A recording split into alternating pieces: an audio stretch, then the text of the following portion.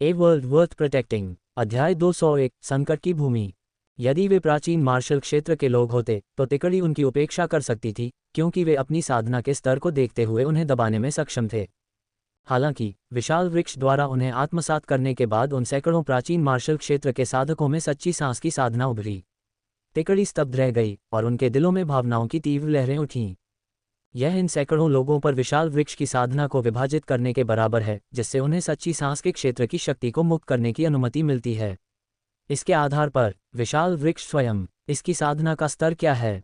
झुओ युफान चौंक गया और उसके चेहरे पर आश्चर्य की झलक दिखाई दी। वांग बाओले तेजी से सांस ले रहा था और उसकी आंखों में ठंडक छा गई, क्योंकि उसने तुरंत बोलने के लिए अपना मुंह खोला। उनके पास इस स्तर की साधना है, लेकिन वे हमारे खिलाफ गिरोह बनाने के लिए कठपुतलियों का उपयोग कर रहे हैं। विशाल वृक्ष स्पष्ट रूप से अपनी खेती का अधिकांश भाग क्लाउड फॉग सील को बढ़ाने के लिए उपयोग कर रहा है। ये हमारा एकमात्र मौका हो सकता है। वांग बाओले के शब्दों ने झाओ यामिंग और झुओ युफान के मन में विचार उत्पन्न किए। हालांकि इससे पहले कि वे इसके बारे में अधिक गहराई से सोच पाते, उन्हें जल्दी से पीछे हटना पड़ा, क्योंकि कठपुतलियां उनकी ओर बढ़ रही थीं। वे केवल क्रूजर पर निर्भर हो सकते थे, लेकिन कठपुतलियों के लिए ऐसा नहीं था। इसलिए एक हवाई लड़ाई स्पष्ट रूप से तीनों के लिए नुकसानदेह थी। परिणामस्वरूप जब तीनों पीछे हटे तो वे सभी एक समन्वित चाल में जंगल की ओर बढ़ गए। पलक झपकते ही जब वे नीचे उतरे तो सैकड़ों भावहीन कठपुतलियां पहले ही उनके पास पहुंच चुकी थीं। वे बहुत तेज थे, एक तेज आवाज पैदा कर रहे थे जिसने ध्वनि अवरोध को तोड़ दिया और एक पल में तीनों को पकड़ लिया। जैसे ही तेज धमाका गूंजा, कठपुतलियों ने तुरंत वांग बाओले और कंपनी से लड़ना शुरू कर दिया। कॉम्बैट पवेलियन से आए झुओ युफान ने एक प्रभावशाली चाल चली। अपने हाथ की मुहरों को सक्रिय करके उसने अपने मंत्रों से दुश्मनों का विरोध किया। हालांकि मंत्र उसके दिमाग में जवाबी हमले का मुख्य रूप नहीं थे। कॉम्बैट पवेलियन के साधक के रूप में वह दूसरों से नज़दीकी लड़ाई में लड़ना पसंद करता था। जैसे जैसे मंत्र फैलते गए, उसकी आंखों में युद्ध की इच्छा चमक उठी। वह हवा में उछला, एक बड़ी बैंगनी तलवार निकाली। उसकी आंखों में एक असामान्य नज़र के साथ उसके पीछे एक छायादार आकृति दिखाई दी, जैसे कि वह पिछले अवतार को अपने साथ एकीकृत करने में कामयाब हो गया हो।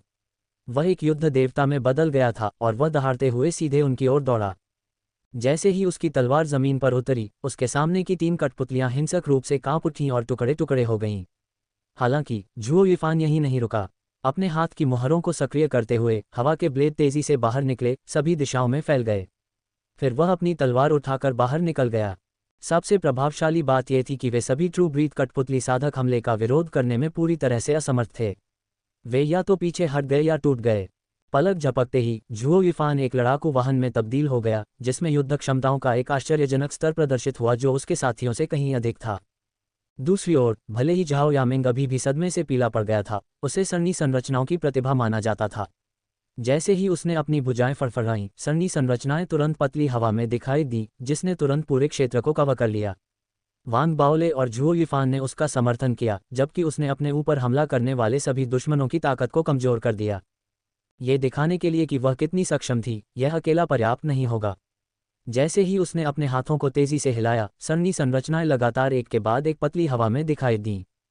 पलक झपकते ही अलग अलग आकार की 100 से अधिक सरनी संरचनाएं हर जगह उतरीं।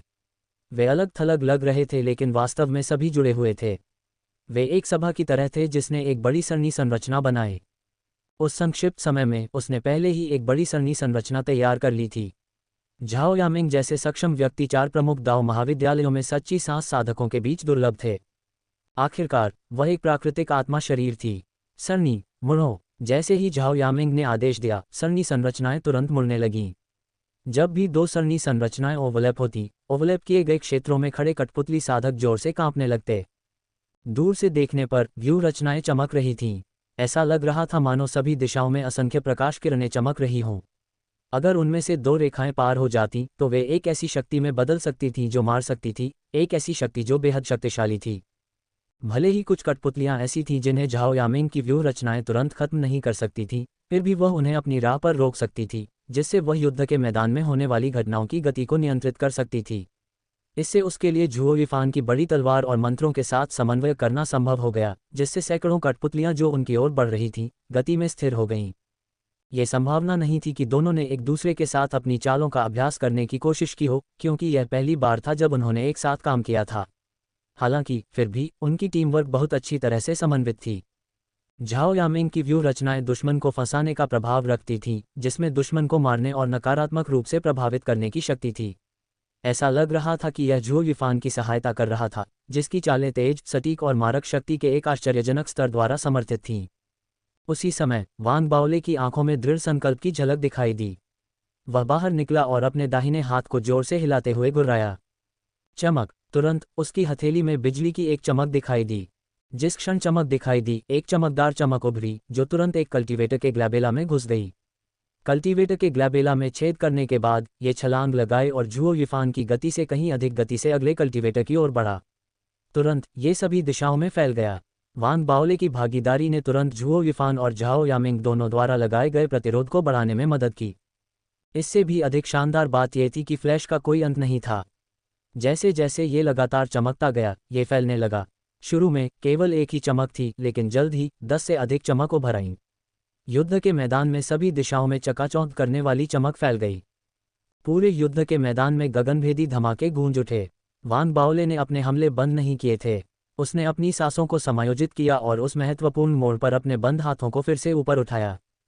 गर्म विस्फोट! जैसे ही उसकी आवाज़ गूंजी, उसके सामने तुरंत आग का एक सागर फूट पड़ा। ये जहां भी गुजरा, वहां आग की एक दीवार में तब्दील हो गया, एक लहर की तरह आगे की ओर टूट रहा था, जिससे सभी कठपुतली साधक कांप उठे और वे पीछे हटने के लिए भागे। यदि चमक को एक विशेष बिंदु को लक्षित करने वाले हमले का एक रूप माना जाता था, तो गर्म विस्फोट एक ऐसा हमला था जो पूरे क्षेत्र को लक्षित करता था। वांग बाओले और कंपनी के जवाबी हमलों के बावजूद सैकड़ों कठपुतली साधक लंबी लड़ाई के बाद भी पराजित नहीं हुए थे। उनकी आंखों में एक हरे रंग की चमक चमक उठी। चमक पेड़ के पत्तों के टुकड़ों में बदल गई जो मंत्रों से बने थे और उड़ती हुई तलवार की तरह तीनों की ओर बढ़े। धार्मिक खजाना! उन पेड़ के पत्तों जैसी उड़ती हुई तलवार को देखकर वांग बाओले ने अपनी आंखें चौड़ी कर लीं। धार्मिक आयुध मंडप के एक आयुध सैनिक के रूप में वांग बाओले के पास धार्मिक खजानों की कोई कमी नहीं थी। अद्भुत खजाने! उसने चिल्लाया। तुरंत दसियों असंख्य खजाने जगह भर गए। बड़ी मोहरें, रस्सियां, दर्पण और उड़ती हुई तलवारें जैसी वस्तुएं थीं। उन सभी ने उसके चारों ओर एक तूफान का निर्माण किया, पेड़ के पत्तों की उड़ती हुई तलवारों को रोकते हुए एक जोरदार धमाका किया। तुरंत एक प्रभावशाली बल उत्पन्न हुआ, क्योंकि तीनों ने एक दूसरे के साथ सहजता से काम किया। एक दर्शक सोचेगा कि उनका सहयोग एकदम सही था। झाओ यामिंग ने साधकों को फंसाने में भूमिका निभाई, जबकि झुओ युफान ने उन्हें मार डाला। दूसरी ओर वांग बाओले एक जादूगर की तरह था, क्योंकि उसके मंत्र झुओ युफान के मंत्रों से कहीं अधिक शक्तिशाली थे। कुछ हद तक ये कहा जा सकता है कि तीनों ने युद्ध के मैदान को आंतरिक और बाहरी क्षेत्र में विभाजित कर दिया था। बाहरी क्षेत्र में वांग बाओले के मंत्र इतने शक्तिशाली थे कि दुश्मनों के लिए पास आना मुश्किल हो गया था। आंतरिक क्षेत्र में झुओ युफान, जो अपने हमलों में सटीक था, हर कमजोर प्राणी को मार रहा था जो पास आ रहा था। जहां तक झाओ यामिंग की बात है, उसकी सरणी संरचनाएं आंतरिक और बाहरी दोनों क्षेत्रों को कवर करती थीं, लगातार अन्य दो के साथ समन्वय और सुविधा प्रदान करती थीं। तिकड़ी बेहद सफल रही, क्योंकि उनका समन्वय प्रभावशाली रूप से समय पर था। तीनों को आश्चर्य हुआ, हालांकि बहुत ज्यादा नहीं, जो कुछ हो रहा था। वास्तव में यही बात इथरियल दाओ कॉलेज को श्रेष्ठ बनाती थी, और यह इथरियल दाओ कॉलेज के सिद्धांत का एक उदाहरण भी था। उन्हें इस बात से कोई फर्क नहीं पड़ा कि उनमें से एक ही हीरो उभर कर आया, क्योंकि उन्होंने सहयोग पर ज्यादा जोर दिया। चाहे लोअर अकेडमी आइलैंड हो या अपर अकेडमी आइलैंड, छात्रों को एक दूसरे के साथ मिलकर काम करने के लिए प्रोत्साहित किया जाता था। इस तरह जब वे अपने हमले करते तो उनकी संयुक्त शक्तियां काफ़ी बढ़ जातीं। वांग बाओले ने अपने हमले जारी रखे और कई धार्मिक खजानों को बाहर निकाला, उन्हें झुओ युफान और झाओ यामिंग की ओर फेंका। धार्मिक खजानों ने दोनों के बगल में तूफान बनाया और वांग बाओले के अंदर की म्यान भी हिल गई। 9 मच्छर एक के बाद एक उड़कर बाहर आए, जिससे युद्ध के मैदान में एक मारक शक्ति पैदा हुई और वांग बाओले को पूरी स्थिति का चौतरफा नज़ारा भी मिला। यही वह क्षण था जब वांग बाओले ने अपनी खुद की बाओले तोप निकाली। इसे अपने कंधे पर उठाकर उसने तुरंत तोप दागी। जैसे ही हवा में गगनभेदी धमाका हुआ, तीनों ने पीछे हटते हुए हमला करना जारी रखा। भले ही उन्हें भागने का मौका नहीं मिला था, लेकिन किसी ने भागने की योजना नहीं बनाई जब तक कि वे बिल्कुल अंत तक नहीं पहुंच गए। वे इथरियल दाओ कॉलेज के छात्रों और साधकों पर हमला करने के लिए मौत के हकदार हैं। हम जो चाहते हैं वह उनके भौतिक शरीर को नष्ट करना है। वांग बाओले ने पीछे हटते हुए चिल्लाया। झुओ युफान चुप रहा। वह समझ गया कि खुद को बचाने का यही एकमात्र तरीका था। ये स्पष्ट था कि इसके पीछे का मास्टरमाइंड नहीं चाहता था कि यह घटना बाहरी दुनिया में फैले। इसलिए मास्टरमाइंड का मकसद निश्चित रूप से उन तीनों को आत्मसात करना था। मास्टरमाइंड ने निश्चित रूप से इस तरह के आत्मसात को दूसरों के लिए जितना संभव हो उतना अदृश्य बनाने की योजना बनाई होगी। इस तरह सब कुछ खत्म होने के बाद वे तीनों अब अपने पिछले रूप में नहीं रहेंगे। इथरियल दाओ कॉलेज के छात्रों और साधकों के शवों को नष्ट करने का वान बाओले का सुझाव उन्हें समय पर वापस लौटने से रोकने के उद्देश्य से था। इससे दाओ कॉलेज का ध्यान आकर्षित होगा। झुओ यीफान इसके पीछे के तर्क को समझ गया, लेकिन फिर भी अपने हमलों में हिचकिचाया। दूसरी ओर झाओ यामिंग की आंखों में एक चमक दिखाई दी क्योंकि उसने बहुत ही निर्णायक तरीके से हमला किया। उसका लक्ष्य लो अकेडमी द्वीप के छात्र थे, साथ ही कॉम्बैट पवेलियन के 2 साधक भी थे। हालांकि बहुत जल्दी तीनों को आश्चर्य में डाल दिया गया। हालांकि उनकी चाल अभी भी क्रूर थी, लेकिन उन्होंने पीछे हटने पर अपना अधिक प्रयास किया। इथरियल दाओ कॉलेज के 3 छात्र और साधक और अन्य कठपुतली साधकों को अलग अलग स्तर की चोटें लगी थीं और उनके शरीर टूटने लगे थे। इसके बावजूद लगभग तुरंत उनके शरीर से शाखाएं उगने लगीं, जिससे उनके मांस और खून फिर से एक साथ जुड़ गए। बहुत जल्दी चोटें ठीक हो गईं। वे अब घायल नहीं थे और वे आगे बढ़ते रहे। चूंकि पूरा इलाका सील कर दिया गया था, इसलिए तीनों चाहे कितनी भी दूर चले जाएं, कोई फायदा नहीं था। जैसे जैसे वे चिंतित होते गए, उन्होंने एक दूसरे को देखा और उनकी आंखों में दृढ़ संकल्प की झलक दिखाई दी। अलग हो जाओ और भागो। अगर कोई भागने में कामयाब हो जाता है तो दाओ कॉलेज से मदद मांगना, झाओ यामिंग ने निर्णायक रूप से कहा और जंगल की ओर छलांग लगाए। झुओ यीफान ने भी अपने दांत पीसते हुए दूर भागा। वान बाओले का दिल तेजी से धड़क रहा था। ये जीवन और मृत्यु की स्थिति थी। झाओ यामिंग के शब्दों को सुनकर उसने अपनी गति बढ़ा दी और उसका पूरा शरीर एक उड़ते हुए मांस के गोले की तरह था जो तुरंत जंगल की ओर दौड़ पड़ा। जिस क्षण वे अलग हुए, विशाल पेड़ की शाखा हिंसक रूप से हिल गई। कठपुतली साधक कांप उठे जैसे कि उन्हें विशाल पेड़ से आदेश मिले हों। उनकी आंखों में एक ठंडी नज़र दिखाई दी क्योंकि वे 3 समूहों में विभाजित हो गए और तीनों के पीछे चले गए। तीनों ने 3 अलग अलग दिशाओं में हमला किया। उनमें से झुओ यीफान ने अपने सभी प्रयासों को एक क्रूर तरीके से जारी किया, जैसे कि केंद्रित रक्त क्यू उसके शरीर के चारों ओर घूम रहा था। उसके पिछले अवतार की आकृति जो उसके पीछे थी, उसने भी उसे काफी सहारा दिया, जिससे वह आश्चर्यजनक रूप से तेज गति से आगे बढ़ सका।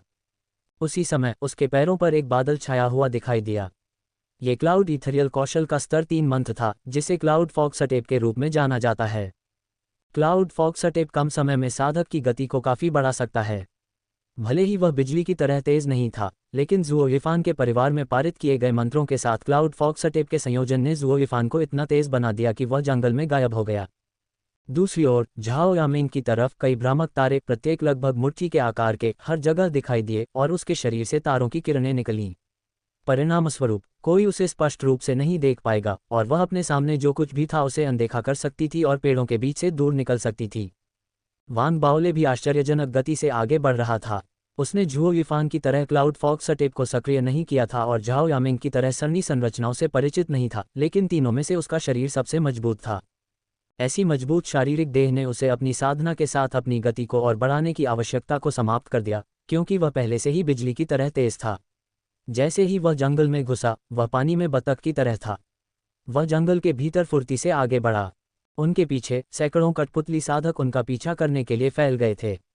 जिन पेड़ों की शाखाओं ने वान बाओले के ड्रॉपलेट क्रूजर को नष्ट कर दिया था, वे आसमान तक पहुंच गईं और चारों ओर रखी जा रही सील को स्थिर कर दिया। इससे क्षेत्र में सब कुछ बाहर से पूरी तरह से सामान्य दिखाई दे रहा था। बड़े पेड़ के ऊपर धीरे धीरे एक जोड़ी आंखें दिखाई दी, जैसे जैसे वान बाओले और साथी दूर चले गए। आंखों की पुतलियां एक क्रॉस की तरह थीं। इसका भूरा रंग एक भयावह और भयानक खिंचाव प्रकट कर रहा था। पुतली से एक राक्षसी चमक परावर्तित होती थी और हर बार जब वह चमकती थी तो उसके शरीर से प्रकाश की किरणें चमकती थीं। अगर कोई उसके पास जाता तो उसे पेड़ से निकलने वाली आवाज सुनाई देती। सब कुछ सामान्य है, अब सब ठीक है, निश्चिंत रहो वरिष्ठ भाई, सब कुछ ठीक है। मैं शायद 3 या 4 दिनों में वापस आ सकता हूँ। मैं ठीक हूँ, मेरे बारे में चिंता करने की कोई ज़रूरत नहीं है। सभी अलग अलग आवाज़ें उन लोगों की नकल कर रही थीं जो पेड़ द्वारा आत्मसात किए गए थे। ये खबर दे रहे थे कि वे अपने अपने यूनिट और दाओ कॉलेज में ठीक और सुरक्षित हैं। ऐसा इसलिए था ताकि किसी को ये संदेह न हो कि वे पहले ही मर चुके हैं। जैसे ही विशाल पेड़ भयावह रूप से चमक रहा था, वान बाओले और कंपनी बहुत तेज गति से यात्रा कर रहे थे, कुलम बेसिन के बाहर जंगल में भागने का रास्ता खोजने की कोशिश कर रहे थे। झुओ यीफान और झाओ यामिंग की तुलना में वान बाओले जंगल के भीतर भागने का रास्ता खोजने में माहिर थे। वान बाओले के आसपास के पेड़ों की जानी पहचानी खुशबू ने धीरे धीरे उन्हें ऐसा महसूस कराया कि वे पॉन्ट क्लाउड रेन फॉरेस्ट में लौट आए हैं। उनका पीछा करने वाले लोग, साथ ही विशाल पेड़ से खतरा, उन्हें सतर्क कर दिया, साथ ही उनके विचारों को सक्रिय कर दिया। आखिर वह विशाल पेड़ क्या है? वान बाओले ने गहरी सांस ली। दूरी बढ़ाने के लिए उन्होंने एक पेड़ के मुकुट से छलांग लगाई और छलांग लगाए। उतरते ही उन्होंने तुरंत जमीन में एक खाई खोदी और खुद को उसमें दफना लिया। उन्होंने अपनी गंध को छिपाया और खाई के भीतर छिप गए, जबकि उनके दिल में चिंता, तात्कालिकता और खतरे की भावनाएं पैदा हुईं। इससे पहले मैंने कभी नहीं सुना था कि पेड़ इस तरह से विकसित होंगे। फेडरेशन के बीस्ट रिकॉर्ड्स में केवल जानवरों को ही सूचीबद्ध किया गया था। इसके बजाय यहाँ पौधे दिखाई दिए। यह एक बड़ा मुद्दा था। भले ही वान बाओले एक ट्रू ब्रीथ क्षेत्र साधक था, फिर भी उसे खतरे की एक असामान्य भावना महसूस हुई। उसे ये भी पूर्वाभास था कि इस सब के पीछे का अर्थ संघ में एक भयावह परिवर्तन का कारण बन सकता है, जो अभी अभी स्थिरीकरण के दौर में प्रवेश कर रहा था। यह विशेष रूप से तब था जब उसने सोचा कि कैसे विशाल पेड़ साधकों को आत्मसात कर सकता है, जिससे प्राचीन मार्शल क्षेत्र साधना के लोगों को ट्रू ब्रीथ क्षेत्र की साधना का स्तर प्राप्त हो सकता है। यह उसके लिए बहुत डरावना था। शुरू में इसने हमला करने की योजना नहीं बनाई थी। ये केवल तब हमें रोकना शुरू कर दिया जब उसे पता चला कि हम दाओ कॉलेज को संदेश भेज रहे हैं। इसका मतलब है कि यहाँ बहुत बड़े रहस्य छिपे हैं, जिन्हें कोई और नहीं खोज सकता। इस विचार के साथ वान बाओले की पुतलियां अचानक सिकुड़ गईं और वह तुरंत खाई से ऊपर कूद गया। लगभग उसी समय उसके सामने एक बड़ा पेड़ अचानक टेढ़ा हो गया। एक कठपुतली साधक उसके भीतर से बाहर निकला और खाई की दिशा में एक जोरदार मुक्का मारा, जहां वान बाओले पहले छिपा हुआ था। अगर उसने इसे तुरंत महसूस नहीं किया होता तो मुक्का निश्चित रूप से सीधे वान बाओले पर पड़ता। ये चाल बेकार है। वान बाओले की आंखें चौड़ी हो गईं। जैसे ही वह पीछे हटा, उसने देखा कि कठपुतली साधक आसपास के पेड़ों से निकल रहे थे। उसके पास ज्यादा सोचने का समय नहीं था, क्योंकि उसने तुरंत फ्लैश को छोड़ने के लिए अपना हाथ उठाया। जैसे ही गड़गड़ाहट की आवाजें निकलीं, फ्लैश आसपास के कठपुतली साधकों की ओर बढ़ा। फ्लैश के उनके बीच से गुजरने के बाद वान बाओले ने अपनी दिशा बदली और आगे बढ़ना जारी रखा। जाने से पहले उसने अपना उठा हुआ दाहिना हाथ हिलाया और मुट्ठी भर स्वविस्फोटित मोतियों को फेंक दिया। स्वविस्फोटित मोतियों को कठपुतली साधकों की ओर तेज गति से निर्देशित किया गया। संपर्क होते ही वे फट गए। जंगल में एक तेज धमाके की आवाज गूंजने लगी। वान बाओले पहले ही बहुत दूर जा चुका था। वह पागल होने वाला था। इससे पहले तालाब के बादल वर्षावन में छिपने की उसकी रणनीति बेकार हो गई थी, क्योंकि दुश्मन के पास एक डिटेक्शन धर्मिक आर्टिफैक्ट था और यह अभी भी बेकार था। इससे वह अनिवार्य रूप से निराश हो गया, क्योंकि वह तेज गति से हमला करना जारी रखता था। बहुत जल्दी 5 मिनट बीत गए जब वह बिना किसी गंतव्य को ध्यान में रखे हमला करता रहा। भागने के दौरान भले ही वान बाओले ने खुद को गोलियों से भर लिया था, लेकिन यह अभी भी उसके द्वारा समाप्त की गई स्पिरिट क्यूई को फिर से भरने के लिए अपर्याप्त था। यह उस महत्वपूर्ण क्षण में था जब उसके असंख्य खजाने ने आश्चर्यजनक प्रभाव डाला। जैसे ही कठपुतली साधकों ने अपना पीछा जारी रखा और वान बाओले को रोकने की कोशिश की, वान बाओले के स्वविस्फोटित मोतियों से उत्पन्न जोरदार धमाका जोर से गूंज उठा और चुंबकीय बल द्वारा नियंत्रित कई उड़ती तलवारों से तलवारों की बारिश भी हुई। इसके परिणामस्वरूप वान बाओले का पीछा करने वाली कठपुतलियों को लगातार रोका और नष्ट किया जा रहा था।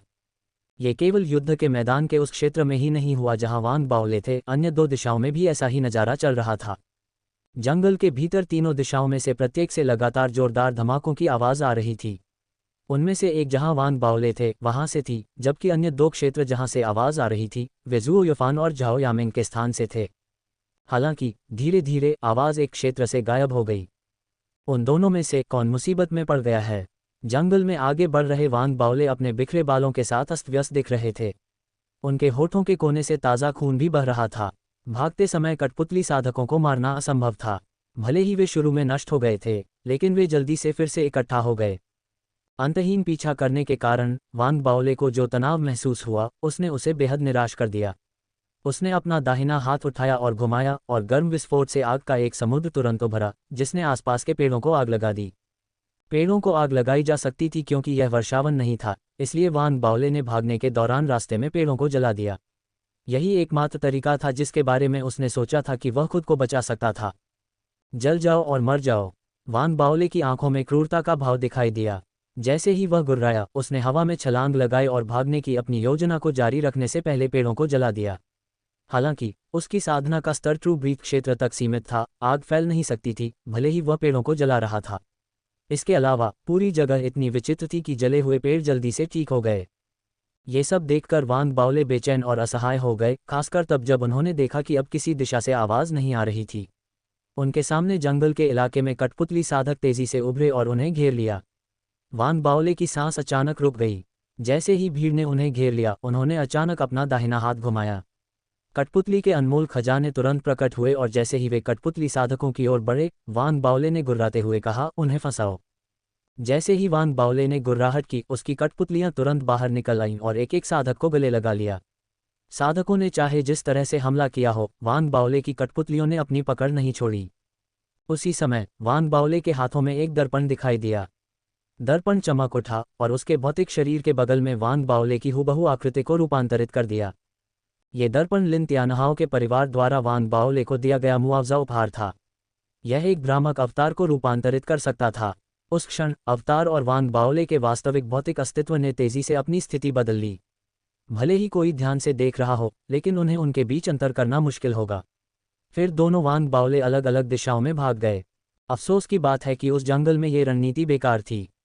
जिन साधकों को वान बाओले की कठपुतली न्यूमिनस ट्रेजर्स ने गले नहीं लगाया था, वे केवल कुछ पल के लिए स्तब्ध रह गए। वे सहज रूप से वान बाओले का पीछा करने के लिए फैलने ही वाले थे कि वान बाओले के लिए अश्रव्य एक आवाज़ उनके दिमाग में गूंज उठी। साधकों ने आगे बढ़ना बंद कर दिया और उस दिशा में देखने लगे जहां असली वान बाओले जा रहे थे, फिर उसी दिशा में अपना पीछा जारी रखा। ये निष्पक्षता नहीं है। वान बाओले अविश्वसनीय और निराश था। पागल होने के कगार पर वह जोर से सांस ले रहा था। चाहे उसके पास कितने भी धार्मिक खजाने हों, वे अंततः समाप्त हो जाएंगे। जल्द ही जब युद्ध की आवाज़ भी दूसरी दिशा से गायब हो गई, फिर से सुनाई नहीं दी, तो वान बाओले चौंक गया। क्या वे दोनों मुसीबत में हैं? जैसे ही वान बाओले के दिमाग में यह विचार आया, भावहीन साधक एक के बाद एक उसके चारों ओर के पेड़ों और जमीन से उभर आए। उनके द्वारा दी गई भयानक चमक और कंपन ने वान बाओले की सांसों को तेज कर दिया और उसने बिना किसी हिचकिचाहट के हमला करना शुरू कर दिया। उस समय उसने न केवल स्वविस्फोटित मोतियों को निकाला, बल्कि धार्मिक कलाकृति को भी निकाला जिसे पहले आर्मामेंट सैन द्वारा रूपांतरित किया गया था। ये कुछ ऐसा था जिसे उसने पहले इस्तेमाल करने की योजना नहीं बनाई थी। वान बाओले ने जो पहली धार्मिक कलाकृति निकाली वह अजीबोगरीब फ्लाई विस्क थी। फ्लाई विस्क की प्रभावशालीता उस समय स्पष्ट थी जब इसे बाहर निकाला गया था। ये सीधे अपने सामने एक कठपुतली साधक की ओर बढ़ा। इसके विस्क के रेशे सीधे और सख्त होते गए क्योंकि यह आगे की ओर छेद करता गया। इसने एक जोरदार धमाका किया और यह व्यर्थ था, चाहे साधक ने अपने मंत्रों को सक्रिय करने की कितनी भी कोशिश की हो, जो पेड़ के पत्ते के रूप में थे, क्योंकि फ्लाई विस्क ने सीधे उनकी अवहेलना की। फ्लाई विस्क साधक की छाती में घुस गई और साधक को पेड़ पर जड़ दिया। उसके बाद इसके विस्क के रेशे खुल गए और फैल गए और अन्य कठपुतलियों की ओर बढ़े। पलक झपकते ही दर्जनों कठपुतलियों को फ्लाई विस्क ने पेड़ पर कीलों से ठोंक दिया। ये देखकर कि यह कारगर था, वान बाओले को सुखद आश्चर्य हुआ। हालांकि जैसे ही आश्चर्य की भावनाएं पैदा हुईं, वान बाओले तुरंत फिर से पागल हो गए। फ्लाई विस्क जो अभी अभी बेहद मजबूत था, कुछ ही समय में लंगड़ाकर गिर गया। यहाँ तक कि इसकी शक्ति भी काफ़ी कम हो गई थी। इससे पेड़ पर कीलों से ठोंके गए सभी साधकों को मुक्त होने का मौका मिला। हालांकि उनमें से सभी सफलतापूर्वक ऐसा नहीं कर पाए, क्योंकि लगभग 8 महिला साधक थीं जो संघर्ष करने के बावजूद भी भागने में सक्षम नहीं थीं। उन पर कीलों से ठोंके गए विस्क रेशे नरम नहीं हुए, बल्कि और सख्त हो गए। ये फ्लाई विस्क विकृत है। उसके दिमाग में यह विचार आते ही नर्म हुए विस्क रेशे तुरंत पुरुष साधकों से पीछे हट गए और फिर चारों ओर खड़ी सभी महिला साधकों की ओर खुल गए। तुरंत कम से कम 30 महिला साधक इसके द्वारा कीलों से ठोंक दिए गए। ऐसा लग रहा था कि फ्लाई विस्क अपने रेशों को और आगे बढ़ाना चाहता था, लेकिन वह ऐसा करने में असमर्थ था, चाहे वह ऐसा कितना भी चाहता हो। जो कुछ हो रहा था उसे देखते हुए वान बाओले को संकट की स्थिति में होने के बावजूद फ्लाई विस्क से घृणा महसूस हुई। हालांकि फ्लाई विस्क का प्रभाव उसके लिए बहुत फायदेमंद था। जैसे ही आसपास की कठपुतलियां दहाड़ते हुए पास आईं और वान बाओले पर हमला करने के लिए तैयार हुईं, उसने मुड़कर अपने मंत्रों को सक्रिय करके कठपुतलियों का विरोध किया और लड़ते हुए पीछे हट गया। जैसे ही तेज धमाका गूंजा, वान बाओले के फ्लैश, हीटेड बर्स्ट और क्लाउड फिंगर ने लगातार हमला किया। गति के पूरक के साथ शोर लगातार चारों ओर गूंजता रहा और कठपुतलियां उस समय वान बाओले को पकड़ने में असमर्थ थीं। एक ओर वान बाओले शारीरिक रूप से मजबूत था और दूसरी ओर उसके पास मंत्रों का भंडार था। सबसे महत्वपूर्ण बात यह थी कि उसके पास असीमित संख्या में धार्मिक खजाने थे, जिन्हें वह लगातार फेंकता रहता था। उनमें से एक साधारण दिखने वाला छाता था जो न केवल तेज था, बल्कि बेहद घिनौना था, जो अपने रास्ते में आने वाले किसी भी व्यक्ति को छेद देता था। इसके अलावा एक उड़ने वाली तलवार भी थी जो उड़ते ही पागलों की तरह व्यवहार कर रही थी। कोई भी उसे देखता उसे काटने की कोशिश करता। अगर वान बाओले की त्वरित प्रतिक्रिया न होती तो उड़ती तलवार को बाहर निकालते ही उस पर भी हमला हो जाता। दूसरी ओर महिला कठपुतली साधकों द्वारा लगातार संघर्ष करने से वे मक्खी मच्छर से मुक्त हो गईं। मक्खी मच्छर तेजी से वान बाओले के पास लौट आया, जिसने उसे पकड़ लिया और उससे आसपास के इलाके को साफ किया। पुरुष साधकों के सामने ये पूरी तरह से शक्तिहीन था। इसके नर्म कोमल रेशे अनिच्छा से ही उनके पास से निकल गए। हालांकि जब महिला साधकों की बात आई तो सभी रेशे आश्चर्यजनक रूप से कठोर हो गए और साथ ही एक ऐसा बल भी ले गए जो एक सामान्य धार्मिक कलाकृति से कहीं ज्यादा था। जिस बल के साथ यह उनके शरीर पर उतरा, उसे देखकर ही वान बाओले डर गए। हालांकि ये वह बात नहीं थी जिसने वान बाओले को सबसे विचित्र महसूस कराया। बड़ी सील ने उसे और भी अधिक आश्चर्यचकित कर दिया। वान बाओले द्वारा आर्मामेंट सैंड का उपयोग करके इसे बढ़ाने के बाद बड़ी सील प्रभावशाली लग रही थी। हालांकि इसे बाहर फेंकने के बाद यह एक स्प्रिंग की तरह व्यवहार कर रही थी, संपर्क होने के बाद दूसरों से विक्षेपित हो रही थी। वान बाओले द्वारा इसे बाहर फेंकने के बाद भी यह उसी तरह व्यवहार कर रही थी। जब दूसरे लोग इसे मुक्का मारते थे तो ये तुरंत उड़ जाती थी और नज़रों से ओझल हो जाती थी। हालांकि जब वान बाओले एक अन्य कठपुतली साधक से जूझ रहे थे तो उनके जोरदार मुक्के से उनके प्रतिद्वंद्वी को पीछे की ओर धकेल दिया गया। बड़ी सील अचानक आसमान से नीचे आ गिरी। ये जोर से और जोरदार तरीके से साधक पर टूटा, साधक को सीधे टुकड़े टुकड़े कर दिया, फिर वापस आसमान की ओर उछला। ये लगातार इस तरह से व्यवहार कर रहा था जैसे कि इसमें किसी तरह की चेतना हो। हर बार जब उसे लगता कि वान बाओले अपने प्रतिद्वंद्वी को हराने वाला है तो वह जल्दी से वहां पहुंच जाता और दुश्मन को कुचल देता। यह मुहर कमजोरों को डराकर, ताकतवरों को डराकर और खास तौर पर अपने दुश्मनों को निशाना बनाकर काम करती है। वान बाओले ने जो देखा उससे वह हैरान रह गया। वह फूट फूट कर हंसा, साथ ही अपने दिल में आहें भरते हुए कहा कि उसके विरोधी सभी कठपुतली साधक थे। अन्यथा अगर उनमें थोड़ी भी चेतना होती तो वे निश्चित रूप से उसके धार्मिक खजानों से खतरा महसूस करते। हालांकि जैसे ही वान बाओले अपने धार्मिक खजानों का लाभ उठा रहा था और जंगल की सीमा के पास पहुंच रहा था, अचानक एक बहरा करने वाला धमाका हुआ। जैसे ही तेज आवाज फैली, पूरी जमीन हिंसक रूप से हिल गई। आसमान भी कांप उठा, उसके काले बादल फैलते और सिकुड़ते रहे। इस दृश्य ने वान बाओले को आश्चर्यचकित कर दिया। उसके पैरों के नीचे की जमीन धंस गई और नीचे से एक बड़ा पेड़ का हाथ निकल आया। वान बाओले हवा में उछलते हुए चिल्लाया। उस पल उसका खतरे का एहसास चरम पर था। बड़ा पेड़ का हाथ उसके क्रूजर को नष्ट करने वाले हाथ की तुलना में छोटा था। हालांकि वान बाओले को यह अभी भी विशालकाय लग रहा था, क्योंकि यह 100 फीट से ज्यादा ऊंचा था। यह जमीन से निकला और वान बाओले की ओर तेजी से बढ़ा और उसे पकड़ने की कोशिश की। यह बहुत तेज था और साथ ही इससे एक भयावह स्तर का दमनकारी बल भी निकल रहा था। दमनकारी बल एक अदृश्य तूफान की तरह था जो सीधे वान बाओले के दिमाग में उतर रहा था। जैसे ही एक तेज गर्जना हुई, एक ज्वार भी बना जिससे वान बाओले का सिर हरकत से भर गया और वह दर्द से चीखने लगा। ऐसा लग रहा था जैसे उसके शरीर को थोड़े समय के भीतर असहनीय तेज आवाज का सामना करना पड़ा हो। उसके कानों की हड्डियां टूटने के कगार पर थीं और उसके कान के पर्दे फटने वाले थे। उसके छिद्रों से खून बह रहा था। उस समय उसकी चेतना को बलपूर्वक दबाया जा रहा था और वह तुरंत कोमा में चला गया। उसका भौतिक शरीर जो हवा में फेंक दिया गया था वह भी नियंत्रण से बाहर था। उसे जमीन से निकले बड़े हाथ ने कसकर पकड़ रखा था।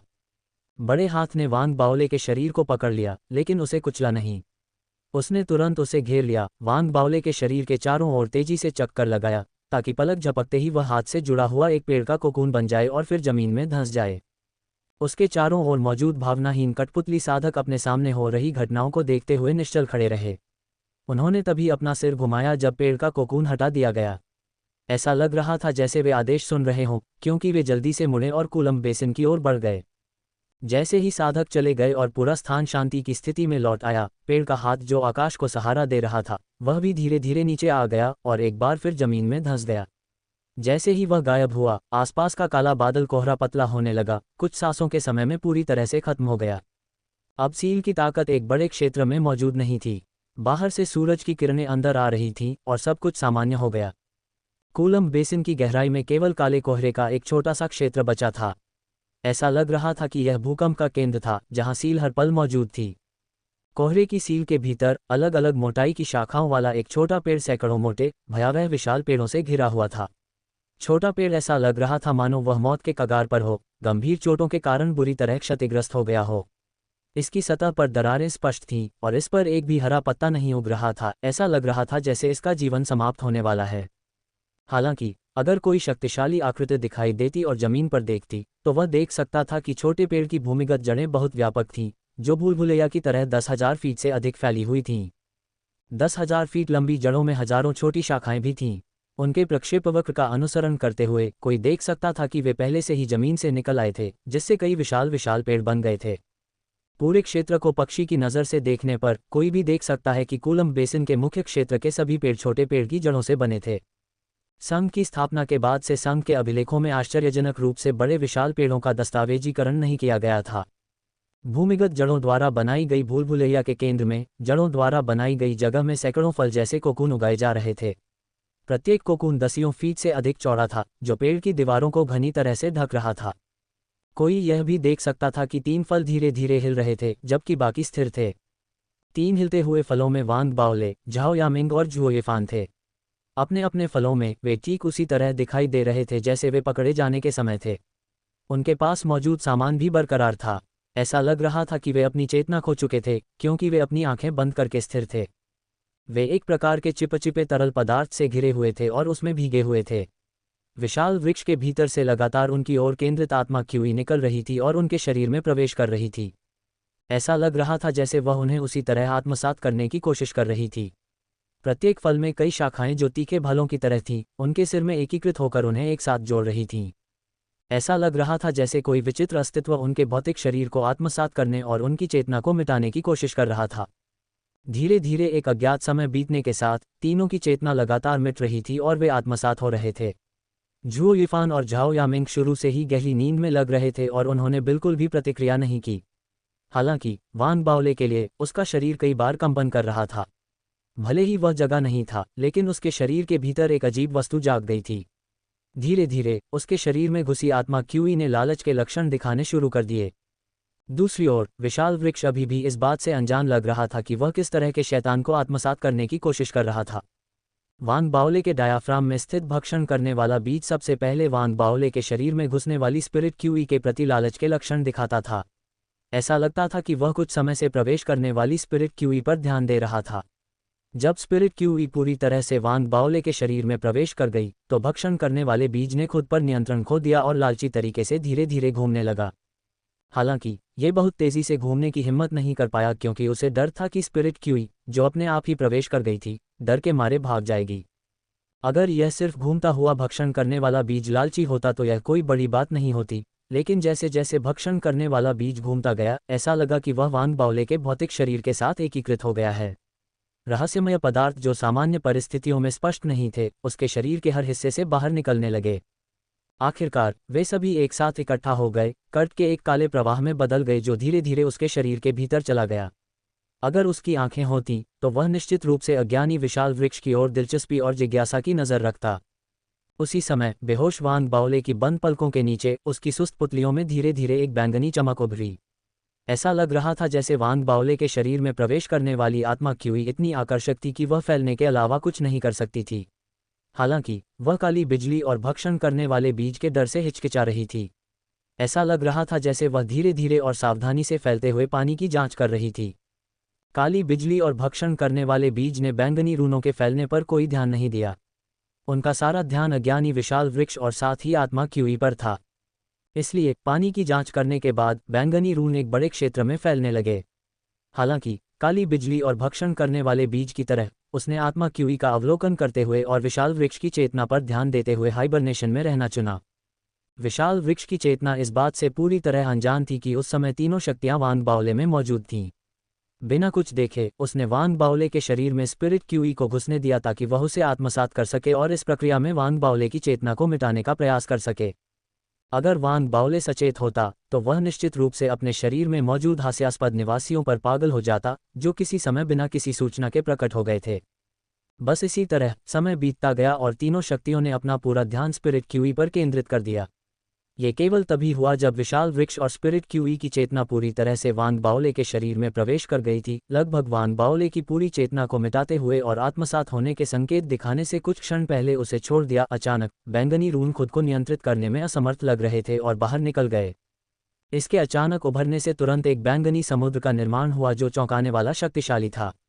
तुरंत बैंगनी रून बड़े पेड़ की चेतना के पास पहुंचे जो अभी अभी वांग बाओले के शरीर में प्रवेश कर गई थी। बैंगनी रंग के रून विशाल वृक्ष की चेतना को अपंग करने की क्षमता रखते थे और बैंगनी समुद्र ने विशाल वृक्ष की चेतना को एहसास होने से पहले ही स्पिरिट क्यू को निगल लिया। उस घूंट ने स्पिरिट क्यू का लगभग 10% हिस्सा ले लिया। बैंगनी समुद्र जारी रखना चाहता था, लेकिन जैसे ही काली बिजली आई, बैंगनी समुद्र तुरंत पीछे हट गया और फिर से पास जाने की हिम्मत नहीं जुटा पाया। काली बिजली बहुत तेज और दबंग थी। यह एक झटके में स्पिरिट क्यू के पास पहुंची और उसे जोर से चूसा, सीधे 50% से ज्यादा को निकालकर संतुष्टि के साथ खत्म हो गई। बैंगनी समुद्र द्वारा स्पिरिट क्यू को निगलना और काली बिजली का गिरना, ये सब एक पल में हुआ। विशाल पेड़ की चेतना, जो अभी भी बैंगनी समुद्र के प्रभाव में सुन्न थी, उसे एहसास ही नहीं हुआ कि उसकी स्पिरिट क्यू को चूसा जा चुका है। ठीक उसी समय जब वांग बाओले के शरीर में प्रवेश कर चुकी स्पिरिट क्यू का एक बड़ा हिस्सा चूसा जा रहा था, वांग बाओले के भीतर का भक्षण करने वाला बीज आखिरकार हिल गया। ये शुरू में धीरे धीरे घूम रहा था, लेकिन हिंसक रूप से घूमने लगा, जिससे एक भयावह चूषण बल उत्पन्न हुआ। पलक झपकते ही चूषण बल वांग बाओले के शरीर से बाहर फैल गया। न केवल आत्मा क्यूई के शेष भाग को चूस लिया, बल्कि वांग बाओले के शरीर को एक विशाल ब्लैक होल में बदल दिया, जिसने बाहरी दुनिया में मौजूद चिपचिपे तरल पदार्थ से लेकर पूरे बड़े पेड़ तक सब कुछ चूस लिया। जोरदार धमाके तुरंत फूट पड़े और जिस फल में वांग बाओले को रखा गया था, वह स्पष्ट रूप से मुरझा गया। उसके अंदर का चिपचिपा तरल पदार्थ भी वाष्पित हो गया, जिससे उसकी संरचना बदल गई और पोषक तत्वों में बदल गया, जिन्हें वांग बाओले के शरीर ने तुरंत अवशोषित कर लिया। अवशोषण भक्षण करने वाले बीज द्वारा किए जाने के बावजूद इस प्रक्रिया में वांग बाओले के शरीर को मजबूत बनाता है। उसके मांस और रक्त में परिवर्तन हुए, उसकी हड्डियां मजबूत हुईं और उसकी शारीरिक शक्ति में काफी वृद्धि हुई। उसी समय चूषण के बल के तहत एक तेज चुभन सीधे उसके ग्लैबेला में चुभ गई। इससे उसका शरीर हिंसक रूप से कंपन करने लगा, जिससे उसे अपनी आंखें खोलने पर मजबूर होना पड़ा। अपनी आंखें खोलकर वांग बाओले को क्षण भर के लिए झटका लगा। उसकी पिछली यादें तुरंत उसके दिमाग में उभर आईं। उसे याद आया कि उसे प्रतिरोध करते समय विशाल पेड़ के हाथ ने पकड़ लिया था और फिर वह बेहोश हो गया। मैं कहाँ हूँ? वांग बाओले का दिल हिंसक रूप से धड़क रहा था। वह तुरंत ही आसपास की आत्मा क्यूई और अपने पैरों के नीचे तेजी से कम होते चिपचिपे तरल पदार्थ के प्रति सचेत हो गया और इसने उसे एक धुंधलेपन में डाल दिया। हालांकि यह उस क्षण भी था जब उसने महसूस किया कि उसके शरीर में भक्षण करने वाला बीज अपनी चूषण शक्ति के साथ पागल हो रहा था। क्या हो रहा है? उसकी घबराहट में पेड़ की शाखा जो उसके माथे से होकर उसके मस्तिष्क में घुस गई थी, मुरझाने लगी और टूटने लगी। अपने सिर से गिरती टूटी हुई पेड़ की शाखाओं के टुकड़ों को देखकर वांग बाओले भ्रमित हो गया। उसका भ्रम और बढ़ गया क्योंकि उसने महसूस किया कि उसका पूरा शरीर ऊर्जा से भर गया था और उसकी साधना का स्तर काफी बढ़ गया था। उसने अपना सिर खुजलाया। जो कुछ भी हुआ था उस पर उसे विश्वास नहीं हुआ। क्या ऐसा हो सकता है कि विशाल पेड़ मुझे आत्मसात करने की कोशिश कर रहा था, लेकिन मेरे भक्षण करने वाले बीज द्वारा अवशोषित हो गया? इस विचार को ध्यान में रखते हुए वांग बाओले तुरंत सतर्क हो गया। हालांकि जब तक सारा चिपचिपा तरल पदार्थ और स्पिरिट क्यूई पूरी तरह से गायब नहीं हो गया, तब तक एक पल के लिए इंतजार करने के बाद उसने देखा कि उसके चारों ओर दरारें दिखाई दे रही थीं, ठीक वैसे ही जैसे मुरझाने की प्रक्रिया में होती हैं। इसके बावजूद एक भी आकृति दिखाई नहीं दी। ऐसा लग रहा था जैसे विशाल पेड़ को उस अवस्था तक भी हुए किसी भी बदलाव का एहसास नहीं हुआ था। इससे वांग बाओले हैरान हो गया और उसी समय उसकी आंखों में एक चमकीली चमक चमक उठी। क्या ये हो सकता है कि बड़े पेड़ में ही कोई समस्या है? वांग बाओले ने संदेहास्पद रूप से अपने चारों ओर सूखे फलों की दीवार पर पंजा मारा, जिससे एक छेद टूट गया। हालांकि वह तुरंत नहीं गया। इसके बजाय उसके शरीर के अंदर के म्यान से मच्छर बाहर की दुनिया को देखने के लिए उड़ गया। बाहर क्या था, ये देखने के बाद वांग बाओले का शरीर हिंसक रूप से कांप उठा। मच्छर की नज़र से उसने देखा कि बाहरी दुनिया में एक विशाल पेड़ का छेद था। पेड़ के छेद के चारों ओर असंख्य फल एक साथ घने रूप से पैक किए गए थे और वह कई फलों में से एक में स्थित था। दरअसल ये बड़ा पेड़ मुझे आत्मसात करने की कोशिश कर रहा था। अपने दिल में डर के साथ वांग बाओले ने फलों की दीवारों को और अधिक नोचना शुरू कर दिया। इससे बाहर निकलने के बाद उसने आसपास के वातावरण को स्कैन किया।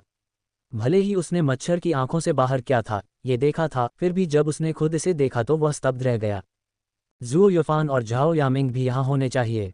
वांग बाओले की सांसें तेज हो गईं क्योंकि उसने अपनी खोज को तेज कर दिया।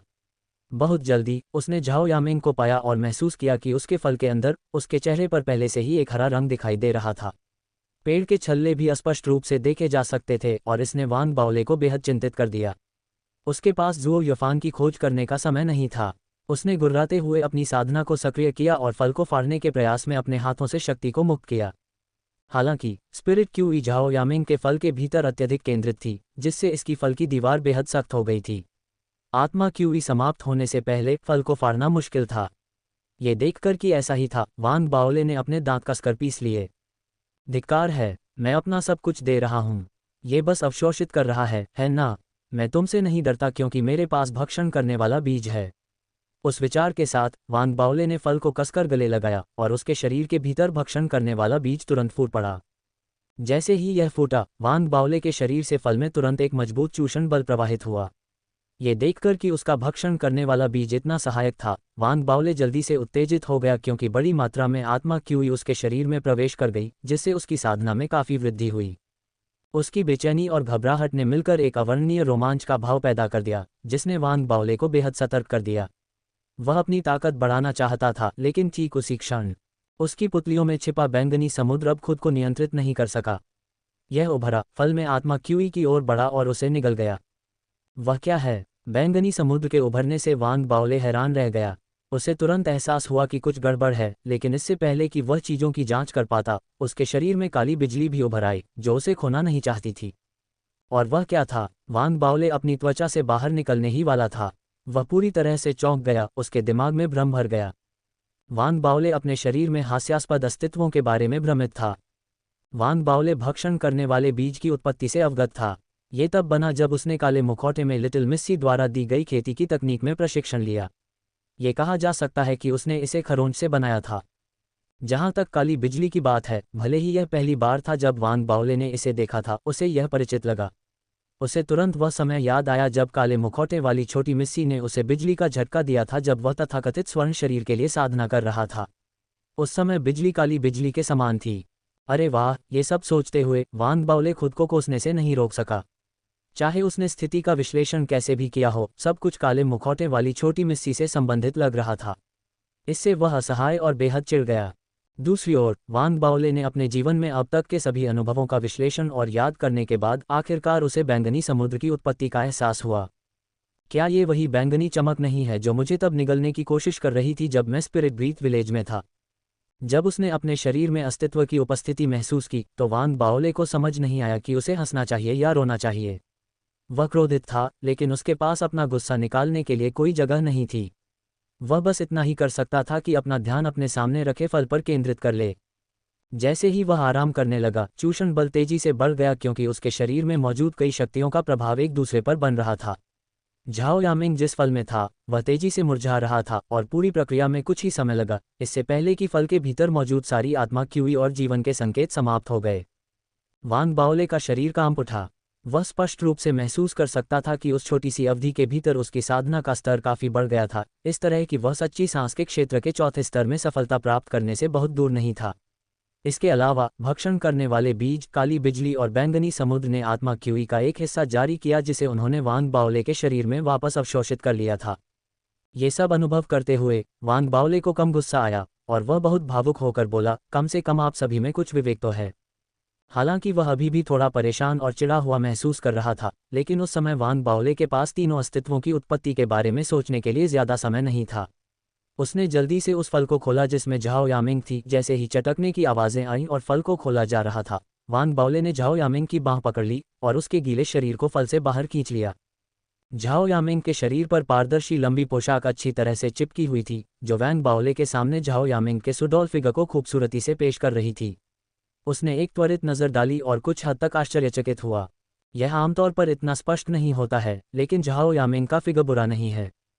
उसी समय जब वह विशाल पेड़ की चेतना द्वारा आत्मसात नहीं हुई थी, झाओ यामिंग वांग बाओले द्वारा बचाए जाने के बाद कांप उठी और जागने वाली थी। वांग बाओले तुरंत सतर्क हो गया, क्योंकि उसने सोचा कि अगर पेड़ ने झाओ यामिंग को सफलतापूर्वक आत्मसात कर लिया होता तो वह दुश्मन को कैसे बचा सकता था। इसलिए उसने उल्टी हुई तलवार को वापस लेने के लिए अपना दाहिना हाथ उठाया। जैसे ही झाओ यामिंग जाग उठी, उसने एक बार उसके हाथ पर वार किया। दर्द ने झाओ यामिंग के जागने की प्रक्रिया को तेज कर दिया और उसकी आंखें तुरंत चौड़ी हो गईं। जिस क्षण वह जागी और उसने वांग बाओले को देखा, उसने एक गहरी सांस ली। उसका चेहरा पीला पड़ गया, लेकिन उसकी भावनाएं स्थिर थीं। आसपास के माहौल पर एक त्वरित नज़र डालने के बाद उसने वांग बाओले को देखने से पहले अपने हाथ पर घाव को देखने के लिए अपना सिर नीचे किया। ये पुष्टि है कि मैं आत्मसात नहीं हुई थी। जैसे ही उसने कहा, झाओ यामिंग ने दाओ कॉलेज से संपर्क करने के प्रयास में अपनी आवाज़ संचरण जेड पर्ची निकाली। वांग बाओले, जिसने देखा कि झाओ यामिंग की चोट ठीक नहीं हुई थी, ने राहत की सांस ली। झाओ यामिंग ने जो कहा उसे सुनकर वह थोड़ा असहज हो गया। मैं झुओ यिफान को बचाने जा रहा हूँ। वांग बाओले ने झुओ यिफान की तलाश में पीछे मुड़ते हुए जल्दी से कहा। झाओ यामिंग को भी एहसास हुआ कि वॉयस ट्रांसमिशन भेजना अप्रभावी था और उसने अपनी सारी ताकत जुटाकर खोज में शामिल होने के लिए खड़ी हो गई। बहुत जल्दी दोनों ने झुओ युफान को उस फल को ढूंढ निकाला जिसमें वह बंद था। पारदर्शी फल की दीवार के पार देखने पर वे देख सकते थे कि झुओ युफान के चेहरे पर एक भयभीत भाव था। उसके चेहरे पर हरी नसें उभरी हुई थीं, जैसे कि कई छोटे पेड़ की शाखाएं अंदर से हिल रही हों। ये दृश्य देखकर दोनों चौंक गए। वांग बाओले चिंतित हो गए और जब झाओ यामिंग सदमे में जम गए तो वांग बाओले ने झुओ युफान को कसकर गले लगाने के लिए आगे कदम बढ़ाया और जोर से दहाड़ा।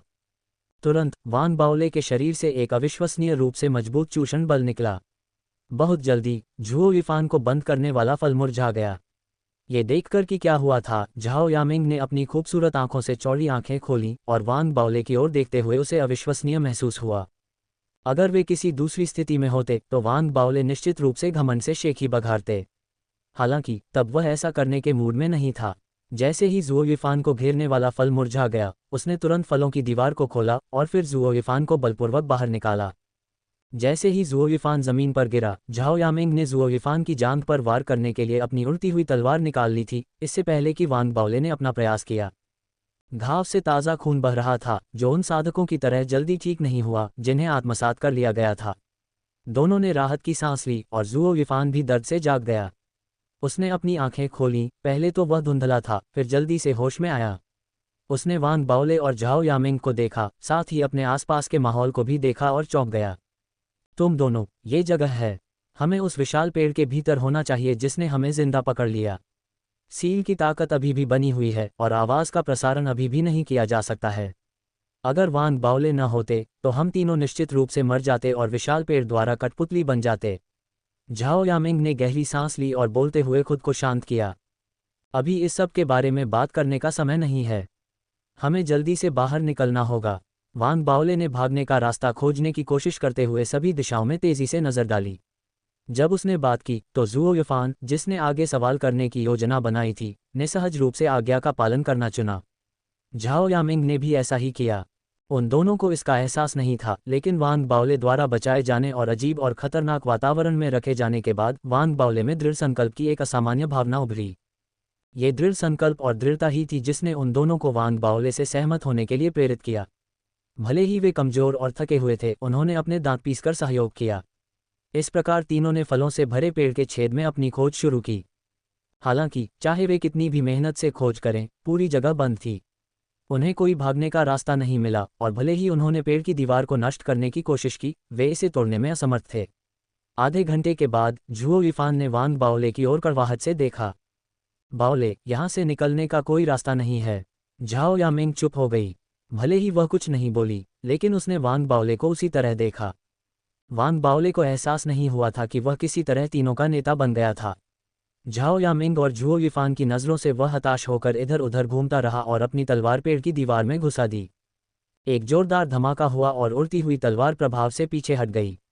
पेड़ की दीवार को देखते हुए, जो बिल्कुल भी क्षतिग्रस्त नहीं हुई थी, वांग बाओले निराश और परेशान हो गया।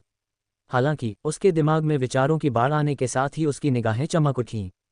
शुरू से ही उसके मन में एक सवाल था कि पेड़ को क्यों नहीं लगा कि वे तीनों फल से निकले हैं और उसने बड़ी मात्रा में स्पिरिट किवी को अवशोषित कर लिया है। वांग बाओले के पास इसका कोई जवाब नहीं था। उसने सोचा कि या तो पेड़ में कुछ गड़बड़ है जिसकी वजह से वह सो गया है, या उसके शरीर के अंदर की गड़बड़ियों ने विशाल पेड़ की चेतना को बाधित कर दिया है। ये भी हो सकता है कि सब कुछ दोनों संभावनाओं का नतीजा हो। जैसा कि उसने सोचा, वांग बाओले ने पहचाना कि वहां इंतजार करना शायद ज्यादा सुरक्षित हो सकता है। हालांकि ये भी बहुत संभव था कि कोई संकट आ जाए। आखिरकार विशाल पेड़ में नकली आवाज भेजने की क्षमता थी। दाओ कॉलेज को यह एहसास होने का इंतजार करने पर उनकी सारी उम्मीदें टिकी हुई थीं कि कुछ गड़बड़ है और वे मदद भेजेंगे। इसमें बहुत समय लगेगा। साथ ही संकट कभी भी आ सकता था। निष्क्रिय रूप से प्रतीक्षा करना और मदद की तलाश न करना वांग बाओले के व्यक्तित्व के अनुकूल नहीं था। अपनी आंखों में एक क्रूर नज़र के साथ वांग बाओले ने कहा, यफान, यामिंग, मेरे संरक्षक बनो। जैसे ही वांग बाओले ने कहा, वह तुरंत बाहर निकल गया और पेड़ की जड़ जैसी दिखने वाली दीवार की ओर दौड़ा, उसे कसकर गले लगाया और चिल्लाया, अवशोषित करें। जब उसने कहा तो उसके शरीर के अंदर भक्षण करने वाला बीज, काली बिजली और बैंगनी समुद्र तुरंत फट गया। वांग बाओले के शरीर से एक अविश्वसनीय चूषण बल निकला, जो पेड़ की दीवार के साथ बहता हुआ पूरे पेड़ के छेद में फैल गया, अपने रास्ते में आने वाली हर चीज को पागलों की तरह चूसता और निगलता हुआ। चून की कोई निकास नहीं है तो मैं इस जगह को एक विशाल फल की तरह मानूंगा। यहाँ सब कुछ सोखने से आसपास के पेड़ों की दीवारें सूखकर टूट जाएंगी। मुझे नहीं लगता कि मैं बच नहीं पाऊंगा। वांग बाओले ने अपना सब कुछ झोंक दिया। जिस क्षण वांग बाओले के शरीर के भीतर के अस्तित्व मुक्त हुए, वह पेड़ जिसे वह गले लगा रहा था हिंसक रूप से कंपन करने लगा। अत्यधिक शक्तिशाली स्पिरिट क्यूई की लहरें तेजी से वांग बाओले के शरीर की ओर निर्देशित की गईं। वहां इतनी स्पिरिट क्यूई थी, विशेष रूप से उनमें जीवन शक्ति थी कि वांग बाओले के शरीर में प्रवेश करने के बाद भक्षण करने वाला बीज, काली बिजली और बैंगनी समुद्र उत्तेजित होने लगे। ऐसा लग रहा था मानो निर्जलीकरण की अवधि के बाद आखिरकार उन्हें फिर से पानी मिल गया हो। उन्होंने बिना रोक टोक के स्पिरिट क्यूई को निगल लिया। जैसे ही उसके शरीर के भीतर की शक्तियां सक्रिय हुईं, ऐसा लगा जैसे वांग बाओले अचानक लावा में बदल गया हो। एक दर्जन सांसों के अंतराल में जिस विशाल वृक्ष को वांग बाओले गले लगा रहा था, उसमें सिकुड़न के लक्षण दिखाई देने लगे। सिकुड़न वांग बाओले के केंद्र बिंदु और पूरे फल भरे वृक्ष के खोखले भाग में फैल गई। वांग बाओले के भक्षण जारी रखने पर बिना किसी साधक के फल सिकुड़ गए। ऐसा लग रहा था मानो अटूट आत्मा क्यूई वांग बाओले के शरीर में पागलों की तरह बह रही थी, सब कुछ चूस रही थी। उसकी साधना का स्तर एक पल में बढ़ गया। सच्ची सांस के क्षेत्र के 5वें स्तर के करीब से अचानक चौथे स्तर से 5वें स्तर तक पहुंच गया। अपनी सफलता के क्षण में वांग बाओले का शरीर बुरी तरह से हिल गया। उसकी मेरिडियन के भीतर आत्मा क्यूई के गहरे कुएं तेजी से फैल गए। यह एक उथल पुथल जैसा महसूस हुआ। जैसे जैसे वह तेजी से बदलावों को झेलता गया और उसकी मेरिडियंस को जबरन चौड़ा किया गया और अधिक स्पिरिट क्यूई अंदर आने लगी, ये वांग बाओले के शरीर में हर मेरिडियन से होकर गुजरी और आखिरकार उसके डेंटियन के भीतर बैठे भक्षण करने वाले बीज पर इकट्ठा हो गई, एक महान महासागर बन गई। स्पिरिट क्यूई का समुद्र एक विशाल भंवर में बदल गया क्योंकि भक्षण करने वाला बीज मंथन कर रहा था। जैसे जैसे यह वांग बाओले के पूरे शरीर से गुजरा, वह महसूस कर सकता था कि स्पिरिट क्यूई उसके अंदर लहरें बना रही है। एक पल में उसके शरीर ने एक जबरदस्त आभा को छोड़ दिया जिसने जुओ युफान और झाओ यामिंग के शरीर में कंपन पैदा कर दिया। आभा की तीव्रता एक फाउंडेशन स्थापना क्षेत्र साधक के बराबर नहीं थी, लेकिन ट्रू ब्रीथ क्षेत्र साधकों के बीच यह माप से परे प्रभावशाली थी। आखिरकार बाकी लोगों की केवल 80% मेरिडियन ही स्पिरिट मेरिडियन में बदली थी, जबकि वांग बाओले की 100% बदली हुई थी। आत्मा क्यूई के बपतिस्मा के तहत और जैसे जैसे उसकी साधना का स्तर ऊपर चढ़ता गया, उसका भौतिक शरीर भी प्रभावित हुआ। उसकी मांसपेशियां और भी मजबूत हो गईं और उसकी हड्डियां और भी मजबूत हो गईं। उसकी शारीरिक शक्ति में बहुत वृद्धि हुई। उसकी गति और शक्ति में ऐसा सुधार स्पष्ट रूप से दिखाई दिया और विशाल वृक्ष उसकी शक्तिशाली पकड़ के नीचे टूटने के संकेत दिखाने लगा। उसकी साधना में सफलता के साथ और भक्षण करने वाले बीज की चूषण शक्ति के तीव्र होने के साथ वांग बाओले एक ब्लैक होल बन गया। विशाल वृक्ष भक्षण और चूषण शक्तियों के नीचे कांपने लगा। यह पागलों की तरह चीखने लगा और ऐसा लग रहा था जैसे ये भागने की कोशिश कर रहा हो। हालांकि वांग बाओले ने इसे अपनी गिरफ्त में ले लिया था और छोड़ने का कोई संकेत नहीं दिखा रहा था। उसकी आंखों में एक क्रूर नज़र थी और जैसे जैसे उसकी साधना में सफलताओं की एक श्रृंखला हुई, उसके भीतर एक अकथनीय उत्साह उमड़ पड़ा। जुओ युफान ने अपने सामने का दृश्य देखा और कुछ पल के लिए अवाक रह गया। उसकी आंखें चौड़ी हो गईं और उसके भीतर भावनाओं की लहरें उठने लगीं। वह जानता था कि वांग बाओले शक्तिशाली है, लेकिन जैसे जैसे वह ट्रू ब्रीथ रियल्म साधक बनता गया और कई मिशनों को अंजाम देता गया, जुओ युफान को भी खुद पर उतना ही भरोसा होता गया। फिर भी जैसे ही उसने वांग बाओले को देखा, उसे अचानक तीव्र अनुभूति हुई कि दूसरा इंसान नहीं है, बल्कि वह इंसान के रूप में एक राक्षस है। अगर ऐसा नहीं होता तो वह विशाल पेड़ की जीवन शक्ति और आत्मा क्यूई को कैसे अवशोषित कर सकता था। झाओ यामिंग भी उतनी ही अचंभित थी। अपने सामान्य रूप से शांत व्यवहार के बावजूद वह हैरान थी, खासकर जब फल एक के बाद एक सूखने लगे और पूरे पेड़ के खोखले हिस्से में सिकुड़न फैल गई। पेड़ का खोखला हिस्सा भी कांपने लगा था, मानो वह संघर्ष कर रहा हो। लेकिन जितना अधिक वह संघर्ष करता, संकट के समय वांग बाओले से निकलने वाली शक्ति उतनी ही अधिक मजबूत होती जाती। ये गरजता, तुम्हारे लड़ने का कोई फायदा नहीं है, मैं तुम्हें पूरी तरह से खत्म कर दूंगा। वांग बाओले ने अपना सब कुछ झोंक दिया। उसने गुर्राहट की और अपनी साधना को सक्रिय किया, अपने भीतर की विभिन्न शक्तियों को जगाया और चूषण शक्ति को तीव्र किया। उनके चारों ओर गड़गड़ाहट की गर्जना गूंज उठी। जैसे ही जुओ युफान और झाओ यामिंग ने स्तब्ध होकर देखा, पेड़ के खोखले का कांपना और भी भयंकर हो गया। ऐसा लग रहा था जैसे पेड़ के तने के भीतर से एक भयंकर गर्जना निकल रही हो। जुओ युफान और झाओ यामिंग के दिल तेजी से धड़कने लगे। जब उन्होंने वांग बाओले को देखा तो उन्होंने न केवल मानव त्वचा में एक राक्षस देखा, बल्कि उन्होंने उसके व्यक्तित्व से हिंसा और क्रूरता की आभा भी महसूस की। जैसे ही वे दोनों खड़े हुए, अपनी आत्मा की गहराई तक हिल गए। वांग बाओले के भीतर से एक बार फिर से गर्जना की आवाज आई। उसकी साधना का स्तर बढ़ता गया, सच्ची सांस के क्षेत्र के 5वें स्तर से फिर उसके पूरा होने तक पहुंचते हुए सच्ची सांस के क्षेत्र के शिखर तक। सब कुछ बहुत जल्दी हुआ। ज़ुओ युफान और झाओ यामिंग अभी तक साधना में अपनी सफलता को स्वीकार नहीं कर पाए थे, यहाँ तक कि वांग बाओले खुद भी इससे सहमत नहीं थे। जिस क्षण उनकी साधना सच्ची सांस के क्षेत्र के शिखर पर पहुंची, पूरा पेड़ का खोखला हिस्सा जो अब और इसे झेलने में असमर्थ था ढह गया और फट गया। जैसे ही पेड़ का खोखला हिस्सा कई हिस्सों में ढह गया, वांग बाओले और बाकी लोग बाहर निकलने के लिए तैयार हो गए, लेकिन उन्होंने पाया कि पेड़ के खोखले हिस्से के पीछे एक और भी बड़ा पेड़ का खोखला हिस्सा था। मैं बस चूसता रहूंगा, वांग बाओले ने बिना किसी डर के अपने दांत पीस लिए। उसने दोनों हाथ उठाए, उन्हें पेड़ की दीवारों पर दबाया और फिर से चूसना शुरू कर दिया। उस पल में पूरा कूलम बेसिन जोरदार तरीके से हिलने लगा। धरती ऊपर नीचे होने लगी, पेड़ हिलने लगे और झुकने लगे। यहाँ तक कि कूलम बेसिन के बीच में फैली सील भी ढीली पड़ने लगी। सील के ढीले होने से वांग बाओले और दूसरे लोग हिलने लगे। ऐसा लग रहा था जैसे पानी से निकलकर ऊपर उठ रहे हों।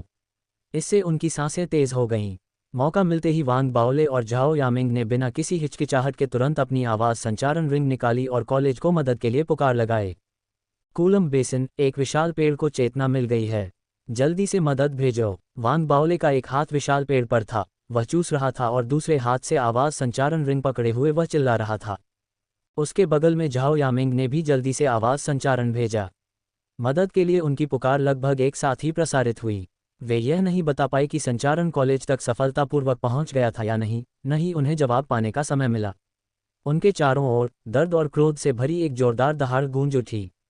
अगर विशाल वृक्ष की तुलना किसी इंसान से की जा सकती है, तो उस समय उसके अंदर मौजूद वांग बाओले एक विशाल परजीवी होगा। पेड़ का खोखला हिस्सा जो सूखा जा रहा था, वह विशाल वृक्ष के अंदर एक अंग होगा। उस समय अंग टूट गया था और परिणामस्वरूप होने वाला दर्द विशाल वृक्ष को पागल कर रहा था।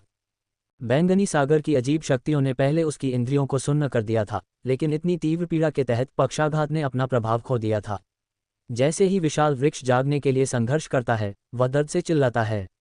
उसकी पीड़ा भरी चीखें भूमिगत गूंजती हैं, आकाश में उठती हैं और पूरे हवा में गूंजती हैं। दहाड़ ध्वनि माप से परे बहरा कर देने वाली थी। ये गड़गड़ाहट से भी तेज थी और उनके कानों में फट गई।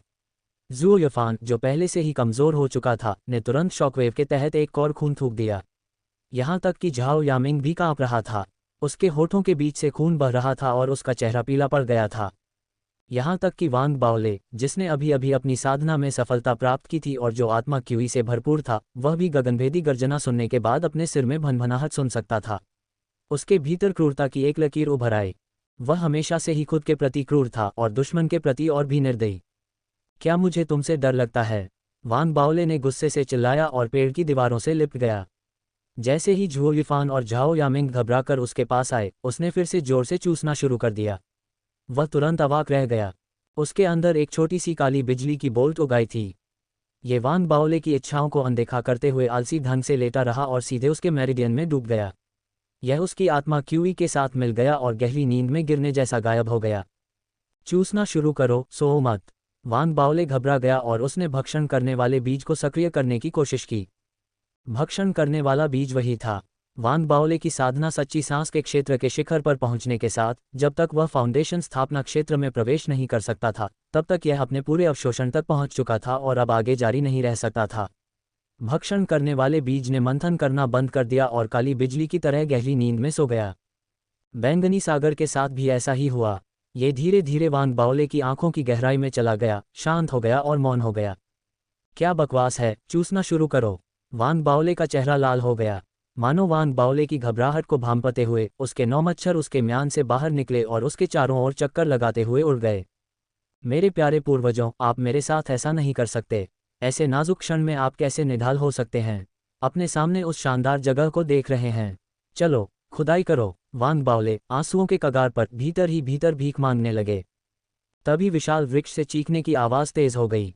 जैसे ही पूरा वृक्ष का खोखला हिस्सा पहले कभी नहीं हुआ था, वैसे ही पूरी तरह से आत्मसात साधक वृक्ष की दीवारों से एक के बाद एक उभरने लगे, वांग बाओले और अन्य लोगों की ओर बढ़ते हुए।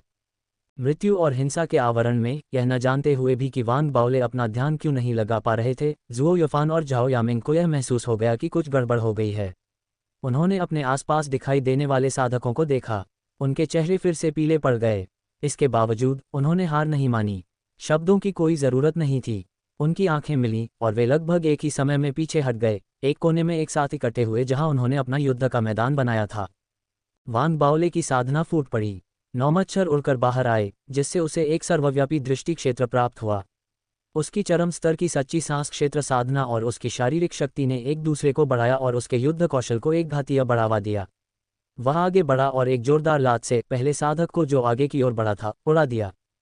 यामिंग, मुझे सरनी संरचनाओं के साथ समर्थन दें। यिफान, तुम उन लोगों को प्राप्त करो जो मुझे याद हैं।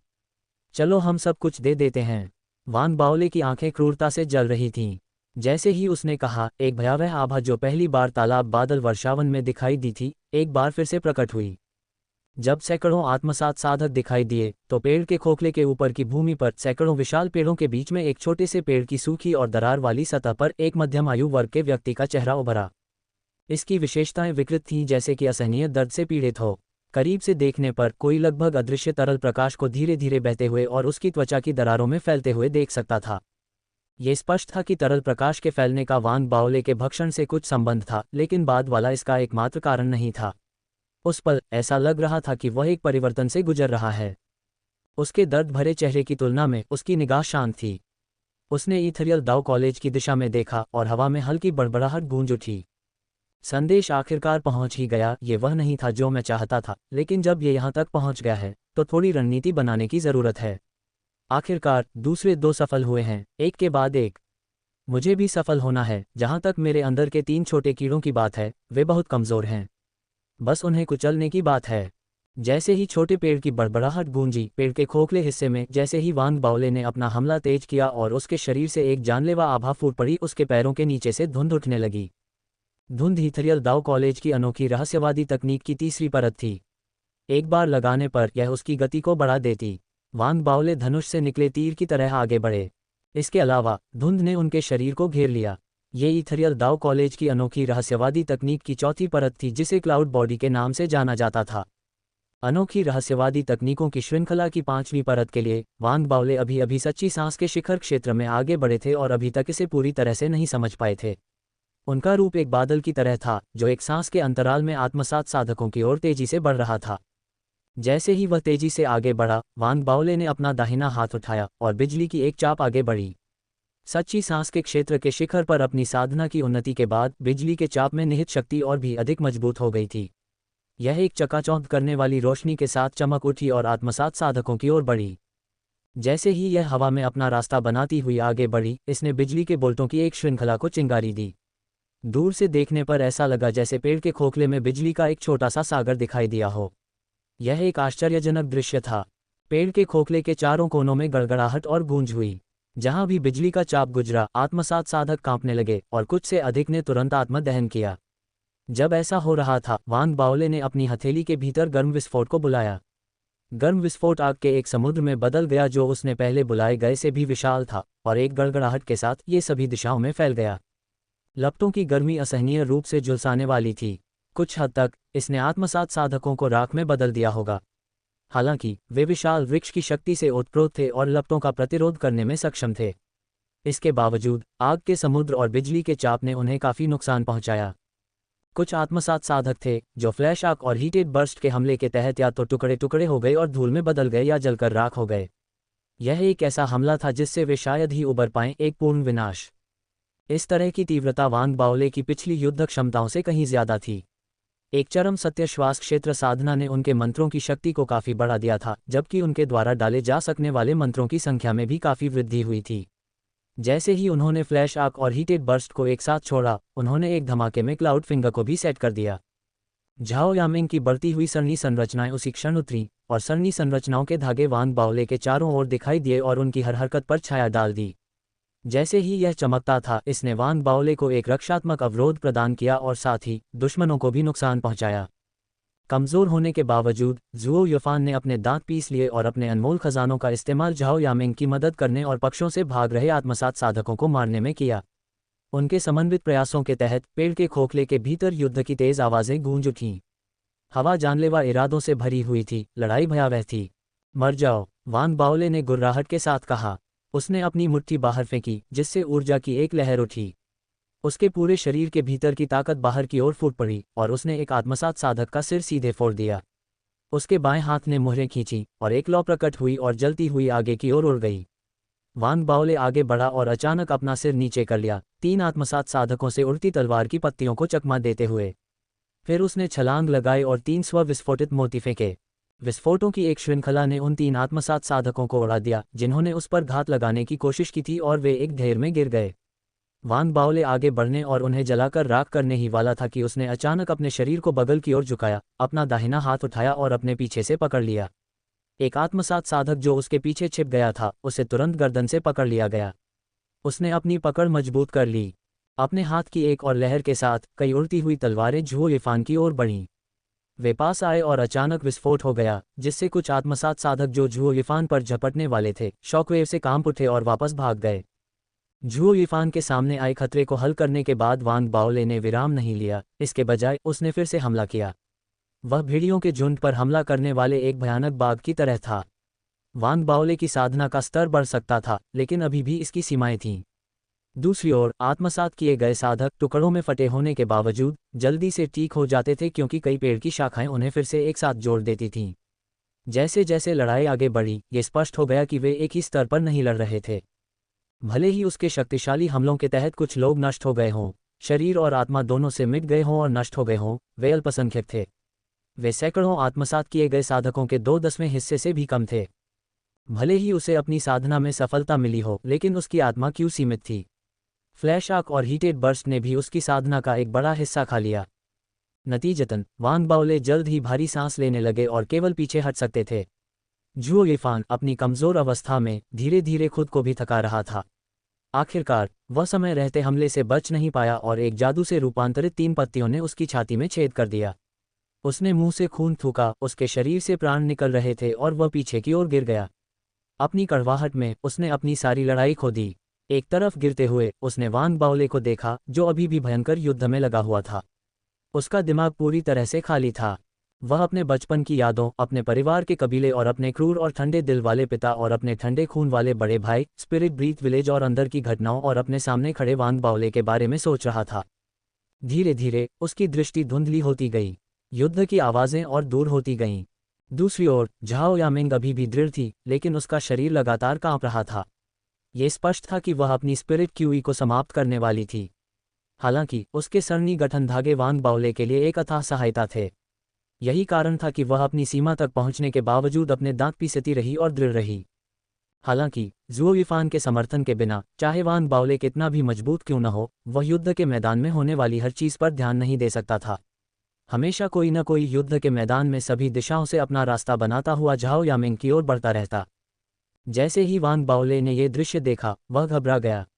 उसने अपने सभी अनमोल खजाने खर्च कर दिए थे और अब उसके पास बचाव का कोई साधन नहीं था। वह केवल हमलों को रोकते हुए पीछे हट सकता था। उस समय उसकी सांसें तेज हो गईं और उड़ती हुई तलवार के पत्तों के ब्लेड से उसके शरीर पर कट दिखाई दिए। कुछ सतही घाव थे, अन्य गहरे घाव। सबसे बुरा वह था जो उसके दाहिने पैर में घुस गया था, जिससे एक आंसू जैसा घाव हो गया था। बाओले यामिंग, क्या आपको लगता है कॉलेज को हमारा संदेश मिल गया है कि वे आ रहे हैं? झुओ यिफान को लगा कि वे भूल गए हैं कि वे युद्ध के बीच में हैं। उसकी आंखों की रोशनी कम होती जा रही थी और वह खुद से बुदबुदा रहा था। जैसे जैसे उसकी आंखें काली होती जा रही थीं, उसके भीतर लाल रोशनी की एक झलक दिखाई दे रही थी। झाओ यामिंग चुप रही। उसने अपनी आत्मा क्यूई के आखिरी अवशेषों का इस्तेमाल करके व्यूह रचना को बनाए रखा, लेकिन वह लंबे समय तक टिक नहीं सकी। जल्द ही कई जादुई पत्तियों के हमले के तहत झाओ यामिंग ने मुंह भर खून उगल दिया। उसने अपने शरीर के अंदर की साधना पूरी तरह से खत्म कर दी थी और उनके चारों ओर की व्यूह रचनाएं गायब हो गई थीं। उसका शरीर पूरी तरह से खत्म हो चुका था और वह बड़ी मुश्किल से पेड़ की एक दीवार के सहारे टिकी हुई थी। उसने अपने होंठ काटे थे और उसके चेहरे से सारा खून बह चुका था। ऐसा लग रहा था कि उसके भीतर गहरे में एक संघर्ष चल रहा था, जिसे कोई नहीं देख सकता था। वह अपने द्वारा लिए जाने वाले चुनाव को लेकर असमंजस में थी। यिफान, रुको, कॉलेज से मदद जरूर आएगी। वांग बाओले ने देखा कि कैसे झुओ यिफान अपनी रस्सी के अंत तक पहुंच गया था और जल्दी से कहा। वह झुओ यिफान और झाओ यामिंग के सामने अचानक पीछे हट गया। अपने दाहिने हाथ के दस्ताने से उसने एक विस्फोटक शॉकवेव भेजी, जिसने आत्मसात साधकों को झुओ यिफान और झाओ यामिंग पर झपटने के लिए मजबूर कर दिया। वांग बाओले ने देखा कि झुओ यिफान और झाओ यामिंग ने अपनी सारी लड़ाई हार दी। जैसे जैसे अथक आत्मसात साधकों की भीड़ सभी दिशाओं से आगे बढ़ती रही, उसके दिल में कड़वाहट और निराशा बढ़ती गई। उसे खुद नहीं पता था कि कॉलेज ने उनकी आवाज़ सुनी है या नहीं। तभी जब वह निराशा की गहराई में और आगे बढ़ रहा था, अचानक उसके सिर के अंदर काले मुखौटे के भीतर से लिटिल मिस्सी की जानी पहचानी दूर की आवाज़ पहली बार सुनाई दी। डरो मत वांग बाओले, मैं तुम्हें एक शास्त्र सिखाऊंगा।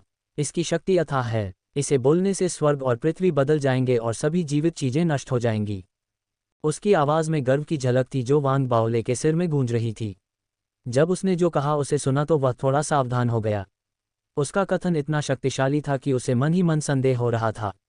हालांकि उसने लिटिल मिस्सी द्वारा बताई गई हर बात को याद किया और म्यान के बारे में थोड़ी अतिशयोक्ति को छोड़कर उसने जो कुछ भी बताया था वह कभी भी धोखा नहीं निकला था। विशेष रूप से गोल्डन बॉडी, उसने उसके निर्देशों का पालन किया था और उसे प्राप्त किया था। कई मुलाकातों ने उसके प्रति उसके विश्वास को मजबूत किया, इसलिए उसने जल्दी से पूछा, कौन सा शास्त्र? ध्यान से सुनो प्रबुद्ध, स्वर्ग के दाव के कैदी सभी संवेदनशील प्राणियों को अथाह विपत्तियों को सहना पड़ता है। गहरी जेल से बाहर निकलने के लिए केवल एक विचार की आवश्यकता होती है। साधना के मार्ग की प्रतीक्षा करो। जाओ, इस शास्त्र के अनुसार इस नन्हे पौधे को मार डालो। लिटिल मिस्सी ने एक सहज अहंकार के साथ कहा। शास्त्र को सुनकर वांग बाओले का शरीर, दिल और आत्मा अंदर तक हिल गए। उसे किसी तरह की पुकार महसूस हुई। ऐसा लग रहा था मानो शास्त्र वास्तव में आकाश और पृथ्वी को हिला सकता है और उच्चारण करने पर यह किसी के जीवन को पूरी तरह से बदल देगा। वांग बाओले को नहीं पता था कि लिटिल मिस्सी के शब्दों में शास्त्र का पाठ करने से आकाश और पृथ्वी कैसे हिल जाएंगे और सभी जीवित प्राणियों का नाश हो जाएगा। ये सब बहुत अजीब था और उसे लगा कि यह पूरी तरह से अकल्पनीय था। लेकिन जब उसने शास्त्र सुना तो उसे अपने भीतर कुछ अवर्णनीय सतह महसूस हुई। ऐसा लगा जैसे इसमें एक निश्चित अर्थ छिपा है जिसे शब्दों में वर्णित नहीं किया जा सकता। विशेष रूप से अंतिम पंक्ति में अपार शक्ति थी। अगर यह कोई और समय और स्थान होता तो वांग बाओले अपने संदेह को एक तरफ रख देते और शास्त्र के पीछे की सच्चाई को सत्यापित करने का कोई तरीका खोज लेते। ये पुष्टि करने के बाद कि यह उपयोगी है, वह फिर इसे आजमाता। हालांकि उस समय खतरनाक पेड़ के खोखले में फंसे और सैकड़ों आत्मसात साधकों के हमले का सामना करते हुए वांग बाओले, जो शास्त्रों पर विचार विमर्श करते हुए मंत्रों का जाप करते रहे, का समय समाप्त हो रहा था। चलो बस एक कोशिश करते हैं। वांग बाओले ने एक मुक्का मारा। उसके हाथ की एक लहर से बिजली का एक समुद्र और आग का एक सागर एक साथ फट गया, जिसने उसकी ओर बढ़ते हुए एक दर्जन आत्मसात साधकों को मिटा दिया। उसकी आंखें चमक उठीं, उसने एक गहरी सांस ली और वह शास्त्र का पाठ करने वाला था। यह उस क्षण था। वांग बाओले ने अभी तक शास्त्र का उच्चारण करना शुरू नहीं किया था जब एक अवर्णनीय रक्त क्यूई उठी और उसके पीछे फैल गई। इसके बाद एक गड़गड़ाहट हुई। रक्त क्यूई इतनी तीव्र थी कि इसने एक रक्त क्यूई तूफान का रूप ले लिया जो पूरे क्षेत्र में फैल गया। तूफान ने हिंसा और रक्तपात की एक दमनकारी आभा बिखेरी और आसपास के आत्मसात साधक अपने जूते में कांपने लगे और अपनी जगह पर जम गए। ऐसा लगा जैसे कोई अजय भयानक सैनिक अभी अभी जागा हो। यहाँ तक कि पेड़ का खोखला भाग भी उसी क्षण हिलने लगा और उसकी चारों दीवारों पर क्षय के निशान दिखाई देने लगे। सब कुछ बहुत जल्दी और बहुत अचानक हुआ। वांग बाओले का दिल तेजी से धड़क रहा था और जैसे ही वह मुड़ा, उसकी सांसें तेज हो गईं। उसके पीछे झाओ यामिंग के बगल में जुओ युफान, जो गंभीर रूप से घायल हो गया था और मौत के कगार पर था, जमीन से ऊपर तैर रहा था। खड़े नहीं बल्कि हवा में तैरते हुए। उसकी आंखों में लाल रोशनी चमक रही थी और उसके पूरे व्यक्तित्व से हिंसा और रक्तपिपासा की ऐसी आभा निकल रही थी कि लाशों के पहाड़ और खून के सागर की छवियां उभर रही थीं। रक्तक्यू की तीव्रता अवर्णनीय थी और लहरों के रूप में उससे निकल रही थी। क्या हो रहा है? वांग बाओले स्तब्ध रह गया। उसने तब लगभग शास्त्र को चिल्लाकर सुना ही दिया था, लेकिन कौन जान सकता था कि जुओ युफान के पास अभी भी ऐसा इक्का बचा हुआ था। ये स्पष्ट था कि जुओ युफान के साथ कुछ गड़बड़ थी। जैसे ही वांग बाओले स्तब्ध होकर खड़े हुए, जुओ युफान हिल गया। उसका शरीर अचानक आगे की ओर झुका और वह हवा में ही आगे की ओर उछल गया। जैसे ही वह आगे बढ़ा, उसका दाहिना हाथ उठा और अपनी गर्दन पर दबा। अचानक झटका। वांग बाओले चौंक गया जब उसने अपनी आंखों से देखा कि जुओ युफान अपनी गर्दन से एक लाल रक्त तलवार निकाल रहा है। ब्लेड के किनारे खून से बने थे जबकि तलवार का बाकी हिस्सा हड्डी से बना था। तलवार निकालते समय जुओ युफान के चेहरे पर दर्द और क्रूरता थी। वह चुप था और ऐसा लग रहा था जैसे वह आगे बढ़ते हुए एक राक्षस में बदल गया हो। वह बिजली की तरह तेज था। पलक झपकते ही एक आत्मसात साधक के पास पहुंच गया। उसके हाथ में खून की तलवार हवा में लहराने लगी। जैसे ही वह साधक से टकराए, आत्मसात साधक कांप उठा। उसका पूरा शरीर एक पल में खून के तालाब में बदल गया। हत्या ने उसे खून की प्यास से भर दिया और जुओ युफान और भी तेजी से आगे बढ़ा। वह खून की लाल छाया की तरह था जो अपने पीछे खून की नदियां छोड़ रहा था।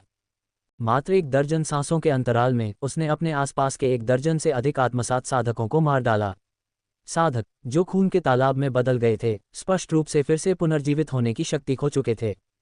ज़ुओ युफान से निकलने वाली रक्त पिपासा की आभा मजबूत होती गई और उसके चारों ओर राक्षसी हवा भी तेज हो गई।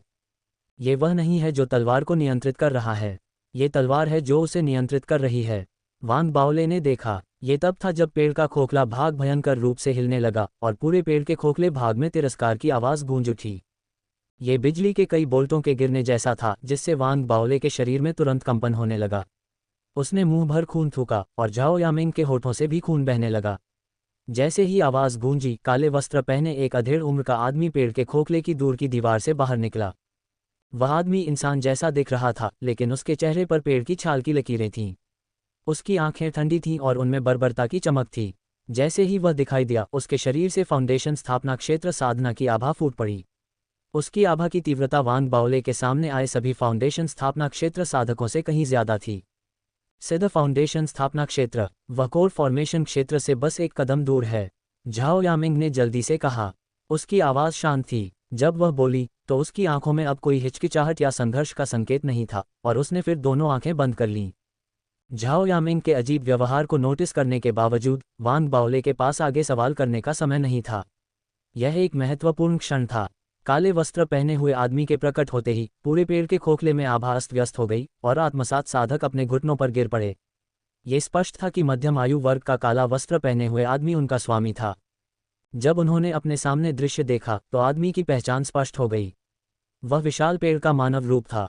मध्य आयु वर्ग के काले वस्त्र पहने हुए आदमी ने वांग बाओले या झाओ यामिंग की ओर एक नज़र भी नहीं डाली जब वह प्रकट हुआ। उसके चेहरे पर भाव ठंडे और अभिमानी थे।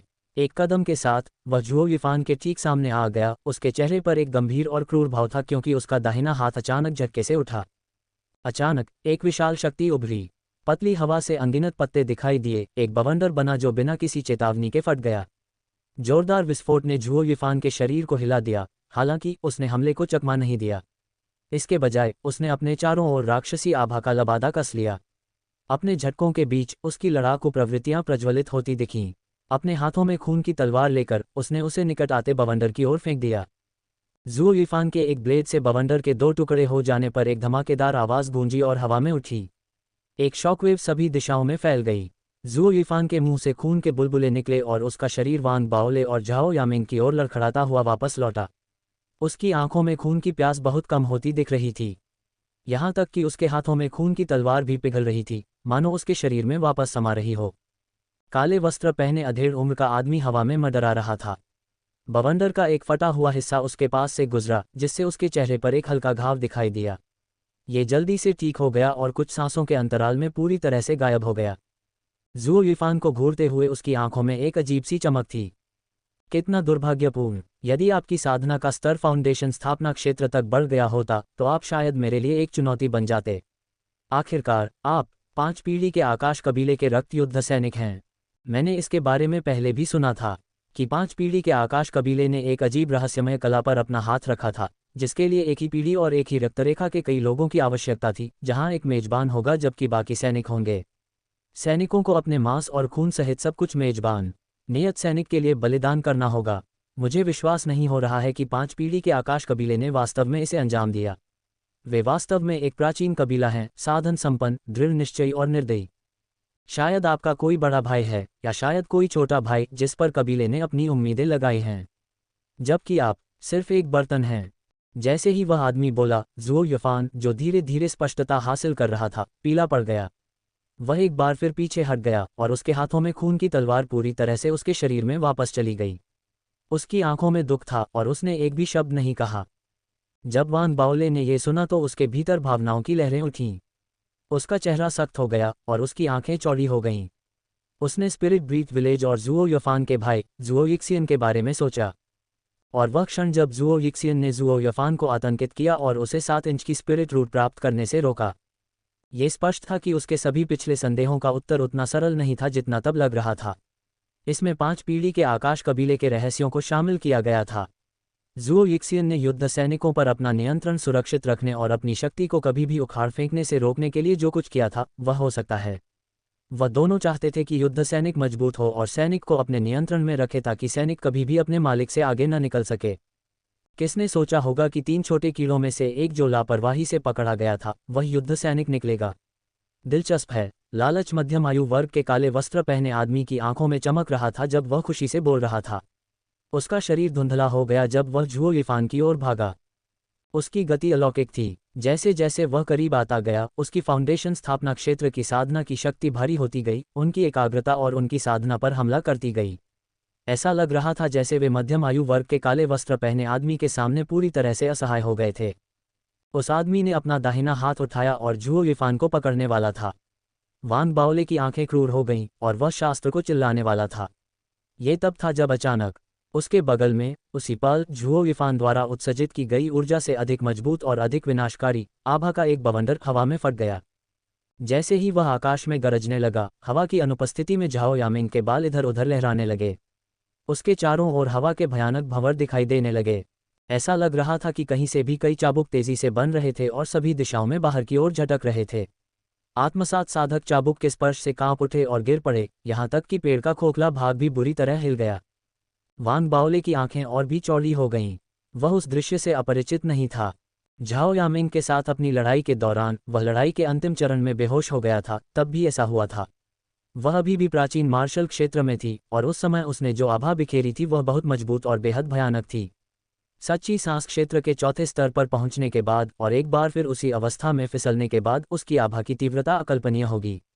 यहाँ तक कि काले वस्त्र पहने मध्यम आयु वर्ग के व्यक्ति के चेहरे पर भी अचानक से भाव बदल गए। वह सदमे में हाँफने लगा। म्यूटेशन, आपके वंश में कुछ गड़बड़ है। काले कपड़े पहने अधेड़ उम्र के आदमी को अंदाजा नहीं था कि उसने जिन 3 लोगों को पकड़ा था उनमें से 2 ऐसे असाधारण लोग होंगे। एक दुर्लभ युद्ध सैनिक था और दूसरा उससे भी दुर्लभ उत्परिवर्तित वंश से। यहाँ तक कि उसे भी अपने सामने हो रहे दृश्य पर विश्वास नहीं हुआ। अधेड़ उम्र के काले वस्त्र पहने व्यक्ति का शरीर धुंधला हो गया। उसका ध्यान अब झुओ यिफान पर नहीं था। वह बिजली गिरने की तरह तेजी से झाओ यामिंग की ओर बढ़ा। हालांकि जैसे ही वह करीब पहुंचा, वांग बाओले चिल्लाया। बाद वाला व्यक्ति उस व्यक्ति को करीब आने से रोकने के लिए, चाहे वह कारगर हो या न हो, शास्त्र की पंक्ति को सुनाने के लिए तैयार था। उसे एक शब्द भी कहने का मौका नहीं मिला। जिस क्षण अधेड़ उम्र का काले वस्त्र पहने व्यक्ति उसके पास पहुंचा, झाओ यामिंग की कसकर बंद आंखें अचानक खुल गईं। वे एक नीली रोशनी से चमक उठी जो नीले रंग के सागर में बदल गई और उस व्यक्ति की ओर बढ़ी जैसे कि उसे नीचे खींचना चाहती हो। नीली रोशनी की तीव्रता बहुत अधिक थी।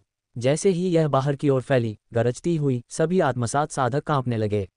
वे मौके पर ही सिकुड़ गए जैसे कि सभी जीवन से शुद्ध हो गए हों, पलक झपकते ही धूल में बदल गए।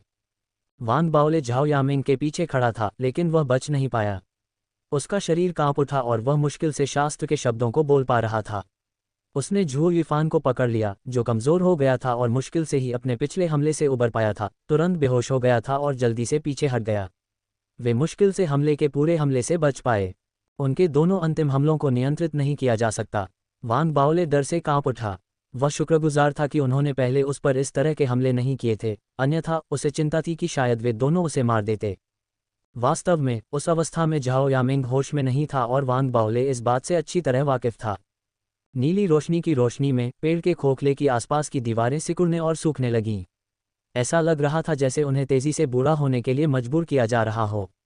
उस समय उसके असली रूप का दर्द उस अधेड़ उम्र के काले वस्त्रधारी व्यक्ति तक पहुंच गया और वह कांपने लगा। उसके चेहरे पर भयानक भाव थे। वह दहाड़ने लगा और नीली रोशनी के सागर के खिलाफ जोर से दबा। उसका हाथ झाओ यामिंग के चेहरे पर क्रूरता से पंजे मार रहा था। मर जाओ। वांग बाओले ने दृश्य को देखा और उसके दिल में घबराहट पैदा हो गई। उसने अपने दांत पीस लिए और पढ़ना शुरू कर दिया। जैसा है, जब उसने पहले कुछ शब्द कहे तो झाओ यामिंग, जिसकी आंखों से नीली रोशनी बह रही थी, ने अचानक अपना मुंह चौड़ा किया और इतनी तीखी आवाज निकाली कि आसमान और धरती हिल गई। चीख हर दिशा में जोर से गूंजी। चीख इतनी तेज थी कि उसका कोई हिसाब नहीं था और जैसे ही वह निकली, वांग बाओले के सिर में भिनभिनाने वाली आवाज फूट पड़ी। उसकी आंखों, नाक, मुंह और कानों से खून टपकने लगा। अगर उसके भीतर भक्षण करने वाला बीज तेजी से नहीं फूटता तो वह बेहोश हो जाता। भले ही झुओ यिफान बेहोश था, उसका शरीर कांप रहा था और उसके होठों के बीच से खून बह रहा था। वे सीधे श्रवण शक्ति के सामने खड़े भी नहीं थे, बल्कि झाओ यामिंग के पीछे छिपे हुए थे। झाओ यामिंग के सामने खड़ा मध्यम आयु वर्ग का काला लबादा पहने आदमी उसके श्रवण हमले का सीधा सामना कर रहा था। उसके चेहरे पर भाव एकदम बदल गए और उसके होठों से खून बहने के साथ ही उसकी सांसें तेज हो गईं। फिर झाओ यामिंग की ओर बढ़ाया गया, उसका हाथ फट गया।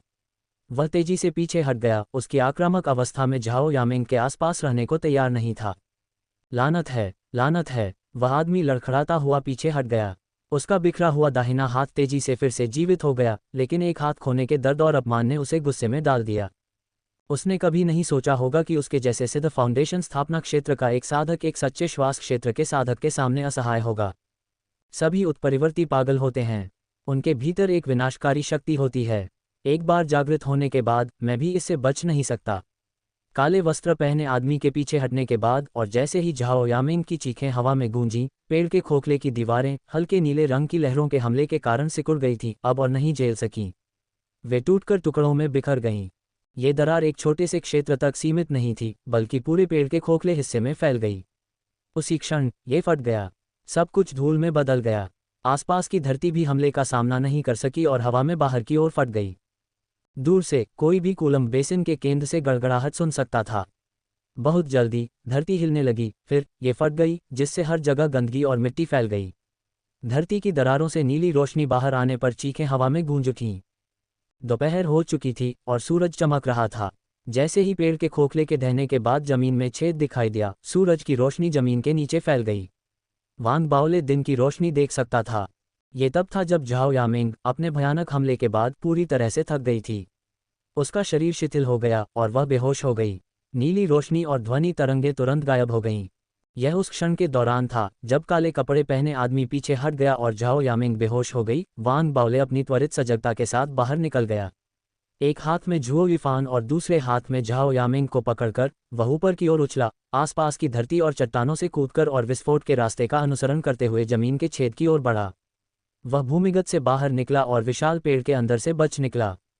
सांस लेने के लिए रुके बिना वांग बाओले ने भारी सांस ली और आगे की ओर भागा। उसने जल्दी से अपनी आवाज़ संचारण रिंग निकाली और कॉलेज से मदद के लिए पुकारा। उस समय उसे जवाब मिला, हमें और 30 मिनट दीजिए, हम वहां पहुंच जाएंगे। आवाज़ संचारण रिंग के भीतर से आने वाली चिंतित आवाज़ में गंभीरता का संकेत था। वांग बाओले ने राहत की सांस ली और भागने की कोशिश की। उसके पीछे गड्ढे के अंदर काले कपड़े पहने आदमी के चेहरे पर एक बदसूरत भाव था। हालांकि उसने राहत की सांस ली। उसने जो देखा उससे पता चला कि लड़की तीनों में सबसे अजीब थी। उसके आगे जो छोटा मोटा आदमी भागने की कोशिश कर रहा था, उसके लिए उसे कोई चिंता नहीं थी। उसने तर्क दिया कि झाओ यामिंग और झुओ युफान ही वे तीनों थे जिनकी वजह से वे पहले आत्मसात होने से बच गए थे। वास्तव में वांग बाओले की आंखों में बसे बैंगनी सागर के कारण हुए पक्षाघात के कारण विशाल वृक्ष ये निर्धारित करने में असमर्थ था कि हर चीज़ के पीछे अपराधी कौन था।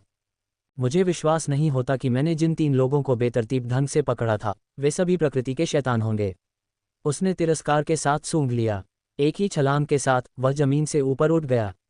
वांग बाओले की गति के बावजूद अभी भी एक खाई थी जो उसे फाउंडेशन स्थापना क्षेत्र के साधक से अलग कर रही थी।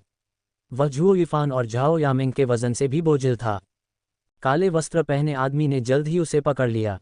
जैसे ही वह पास आया, उसकी गति से एक गर्जना हुई। ये ध्वनि अवरोध के टूटने की आवाज़ थी।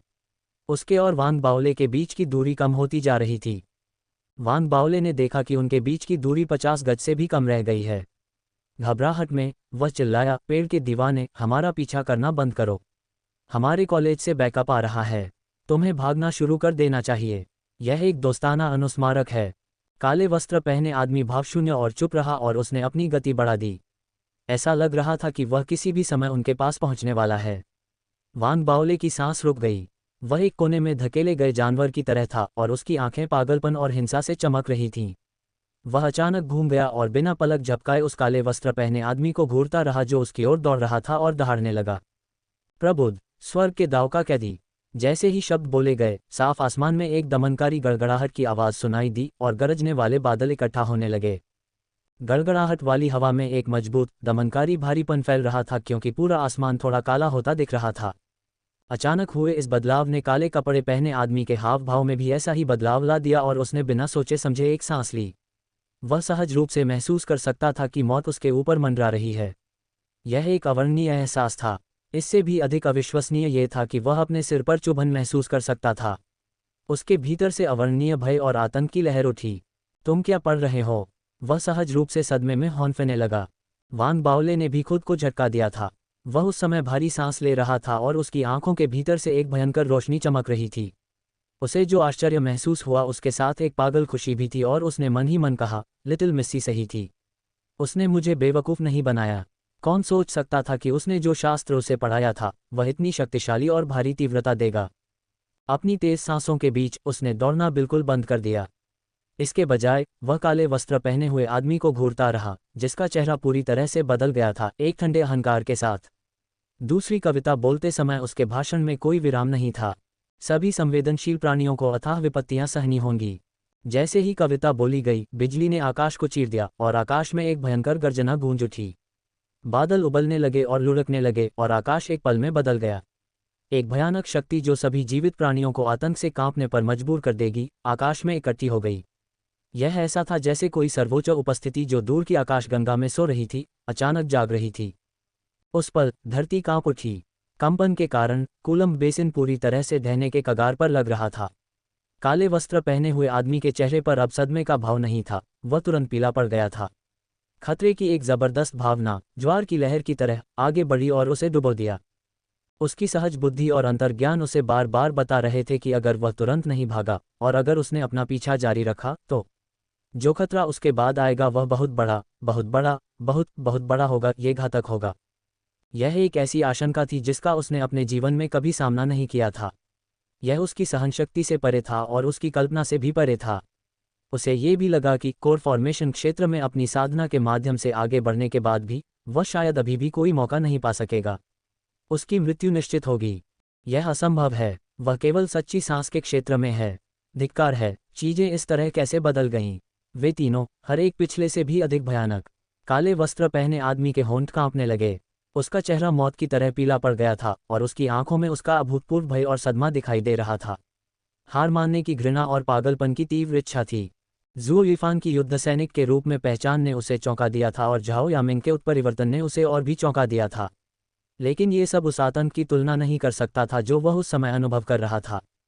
उसकी सहज बुद्धि ने उसे बताया कि वांग बाओले के भीतर एक ऐसी शक्ति छिपी हुई थी जो भयावह से परे थी, जिसका मुकाबला नहीं किया जा सकता था, जिसे रोका नहीं जा सकता था, जिससे उसे दूर भागना था, बहुत दूर, जितना हो सके उतना दूर। लेकिन उसके तर्क ने उसे एक और बात बताई कि दूसरा व्यक्ति केवल सच्ची सांस के दायरे में था और उसके लिए इतनी प्रबल आभा होना असंभव था। वह विश्वास न करने का विकल्प चुन सकता था, लेकिन उसने जुआ खेलने की हिम्मत नहीं की। जब वह उलझन में था और भयभीत था और इससे पहले कि उसे निर्णय लेने का मौका दिया जाता, वांग बाओले की आत्मा मजबूत हो गई। उसने अपना सिर आसमान की ओर उठाया और हंसा। वह पीछे नहीं हटा और इसके बजाय काले वस्त्र पहने आदमी की ओर बढ़ा। उसकी आंखों में एक ठंडी, जानलेवा चमक चमक रही थी। उसके होठों से एक जोरदार दहाड़ निकली जो हवा में गड़गड़ाहट करती हुई धरती को हिला रही थी और भयंकर गड़गड़ाहट को बुला रही थी। गहरी जेल से बाहर निकलने के लिए बस एक विचार की जरूरत होती है। जैसे ही शब्द उसके होठों से निकले, गड़गड़ाहट और भी भयंकर हो गई। बहरा कर देने वाली गर्जना ने आकाश और पृथ्वी को बदल दिया। बादल तेजी से इकट्ठे हुए, आकाश में 10,000 गज तक फैले एक विशाल हाथ का निर्माण किया। हाथ ने आकाश को ढक लिया और विशाल भूमि पर एक विशाल छाया डाल दी। दूर से हवा में विशाल हाथ एक भयावह दृश्य था। उसके नीचे की छायादार भूमि न केवल अंधकार में डूब गई थी, बल्कि ऐसा लग रहा था कि उसमें से सारा जीवन गायब हो गया है और मौत के निशान दिखाई दे रहे हैं। काले वस्त्र पहने हुए आदमी कांप उठा। वह खुद को पहले कभी नहीं महसूस किए गए डर से कांपता हुआ महसूस कर सकता था। उसके भीतर एक ऐसा डर पनप रहा था जो उसने पहले कभी महसूस नहीं किया था। उसने आसमान में विशाल हाथ और वांग बाओले को देखा, जिसके चेहरे पर आत्मविश्वास की झलक थी। ऐसा नहीं लग रहा था कि वह आत्मविश्वास का दिखावा करने की थोड़ी भी कोशिश कर रहा था। ऐसा लग रहा था जैसे उसे विशाल पेड़ को नष्ट करने की अपनी क्षमता पर पूरा भरोसा था।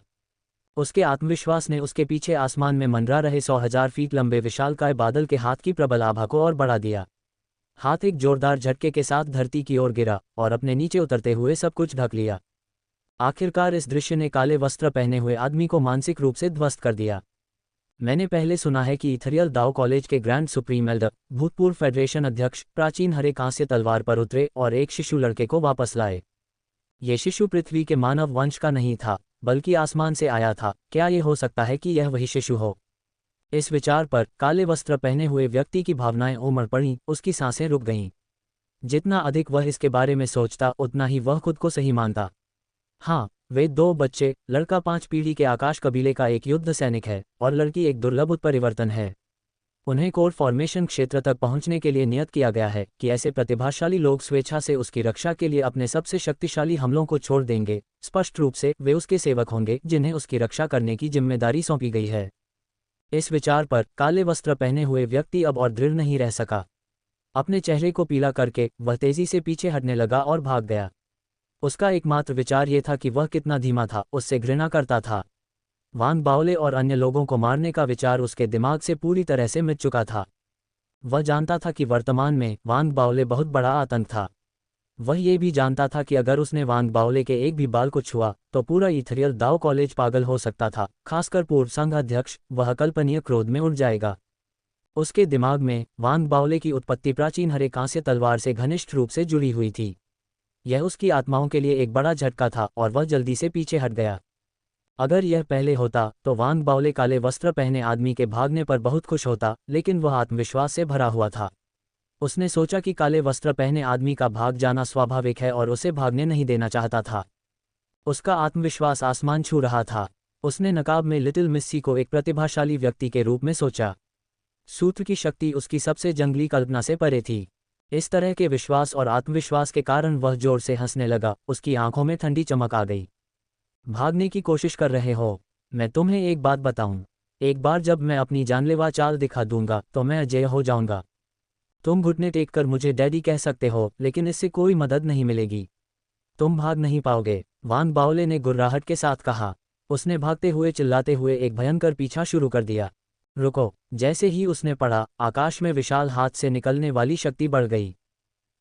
सितारे कांपने लगे। ऐसा लग रहा था मानो पूरा आकाश और पृथ्वी चीख रहे हों, मानो ज्वालामुखी फटने के कगार पर हो। उस समय वांग बाओले खुशी से पागल हो गया। उसने चिल्लाते हुए शब्द कहे। अचानक तलवार का सूरज भी कांपने और झुकने लगा।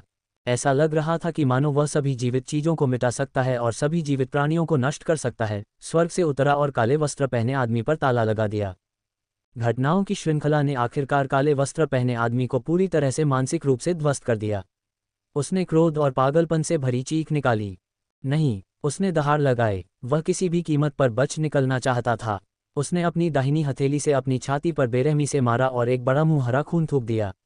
बदले में वह तेज हो गया, एक गड़गड़ाहट के साथ भाग गया। वांग बाओले का दिल उत्साह से भर गया।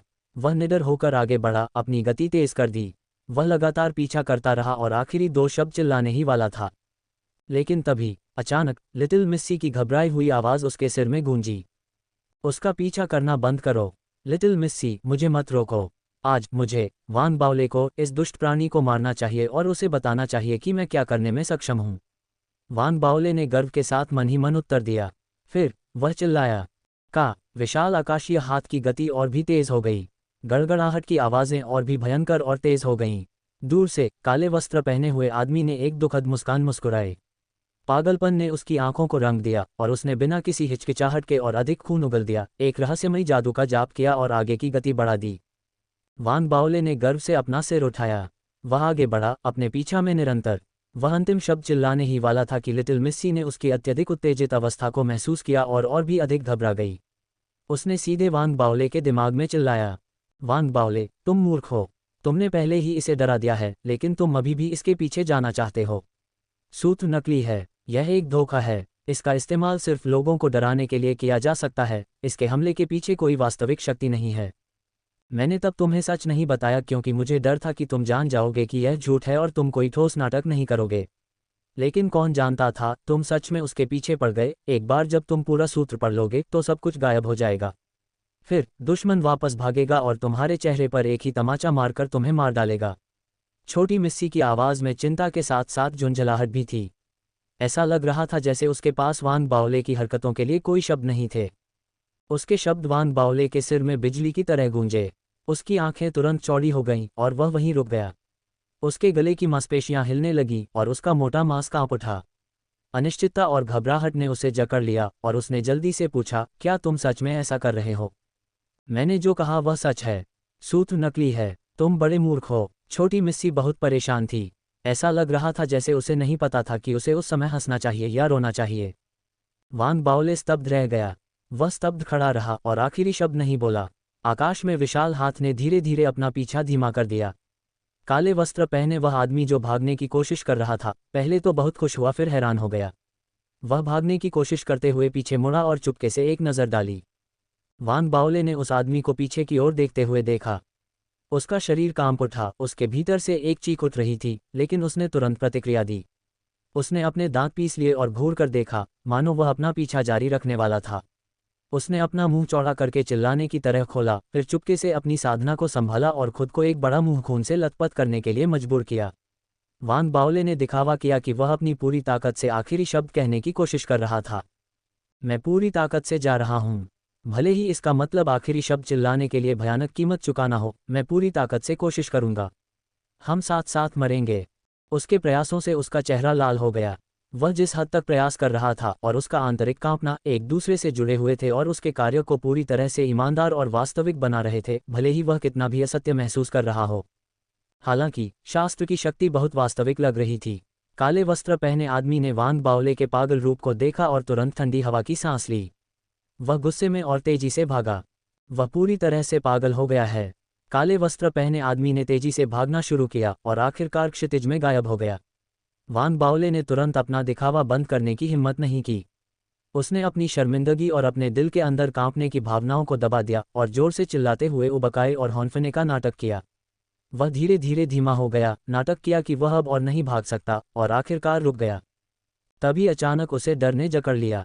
उसे याद आया कि कैसे उसने एक साधक का पीछा किया था जो सिद्ध फाउंडेशन स्थापना क्षेत्र में इतनी बेरहमी से था और उसे ठंडा पसीना आने से नहीं रोक पाया था। छोटी मिस्सी, चलो अगली बार इस तरह का मजाक नहीं करते। तुमने मुझे लगभग मार ही डाला। वान बाओले अपनी जान के 1 इंच के भीतर भयभीत होकर विरोध किया। कौन जानता था कि तुमने वास्तव में इसे खरीदा था। यह मानना एक बात है, लेकिन तुम वास्तव में एक सच्चे धर्मांतरित हो गए। छोटी मिस्सी ने नाक भान सिकुड़ी और वान बाओले पर और ध्यान नहीं दिया। छोटी मिस्सी की बातें सुनने के बाद वान बाओले केवल व्यंगपूर्वक मुस्कुराए, लेकिन उस समय अपने प्रदर्शन के बारे में सोचते हुए वह थोड़ा प्रसन्न हुआ। उसे लगा कि वह प्रकृति की शक्ति थी। तुम इस बार खुद को भाग्यशाली मान सकते हो। तुम मुझे परेशान करने की हिम्मत कर रहे हो। जब मैं शास्त्र का पाठ करना शुरू करता हूं तो मैं खुद को भी डराता हूं। वान बाओले की आत्मसंतुष्टि की भावनाएं शर्मिंदगी के साथ मिश्रित थीं। उसने झुओ यिफान और झाओ यामिंग को जल्दी से उठाकर विपरीत दिशा में भागने से पहले कुछ और चिल्लाने का नाटक किया। उसकी गति धीमी होने लगी, फिर धीरे धीरे बढ़ गई। जल्द ही वह अपनी जान बचाने के लिए भागने लगा, मानो उसे डर था कि काले कपड़े पहने आदमी को एहसास हो जाएगा कि क्या गड़बड़ है और वह उसे खत्म कर देगा। भागते हुए समय बीतता गया। वान बाओले के भीतर की चिंता और डर कम नहीं हुआ। 15 मिनट बीतने के बाद और इथरियल दाओ कॉलेज के प्रतीक वाले 7 से 8 क्रूजर दिखाई दिए, तब जाकर उसकी घबराहट शांत हुई। मैं यहाँ हूँ, मैं यहीं हूँ। अपनी नासमझ खुशी में वह झुओ यिफान के कपड़े फाड़ने ही वाला था कि उसे एहसास हुआ कि कुछ ठीक नहीं है। उसने झाओ यामिंग को अपनी बाहों में और कसकर जकड़ लिया, झुओ यिफान के चारों ओर अपना आलिंगन ढीला किया और अपने कपड़ों की एक पट्टी फाड़ दी। उसने कपड़े की फटी हुई पट्टी हवा में लहराए।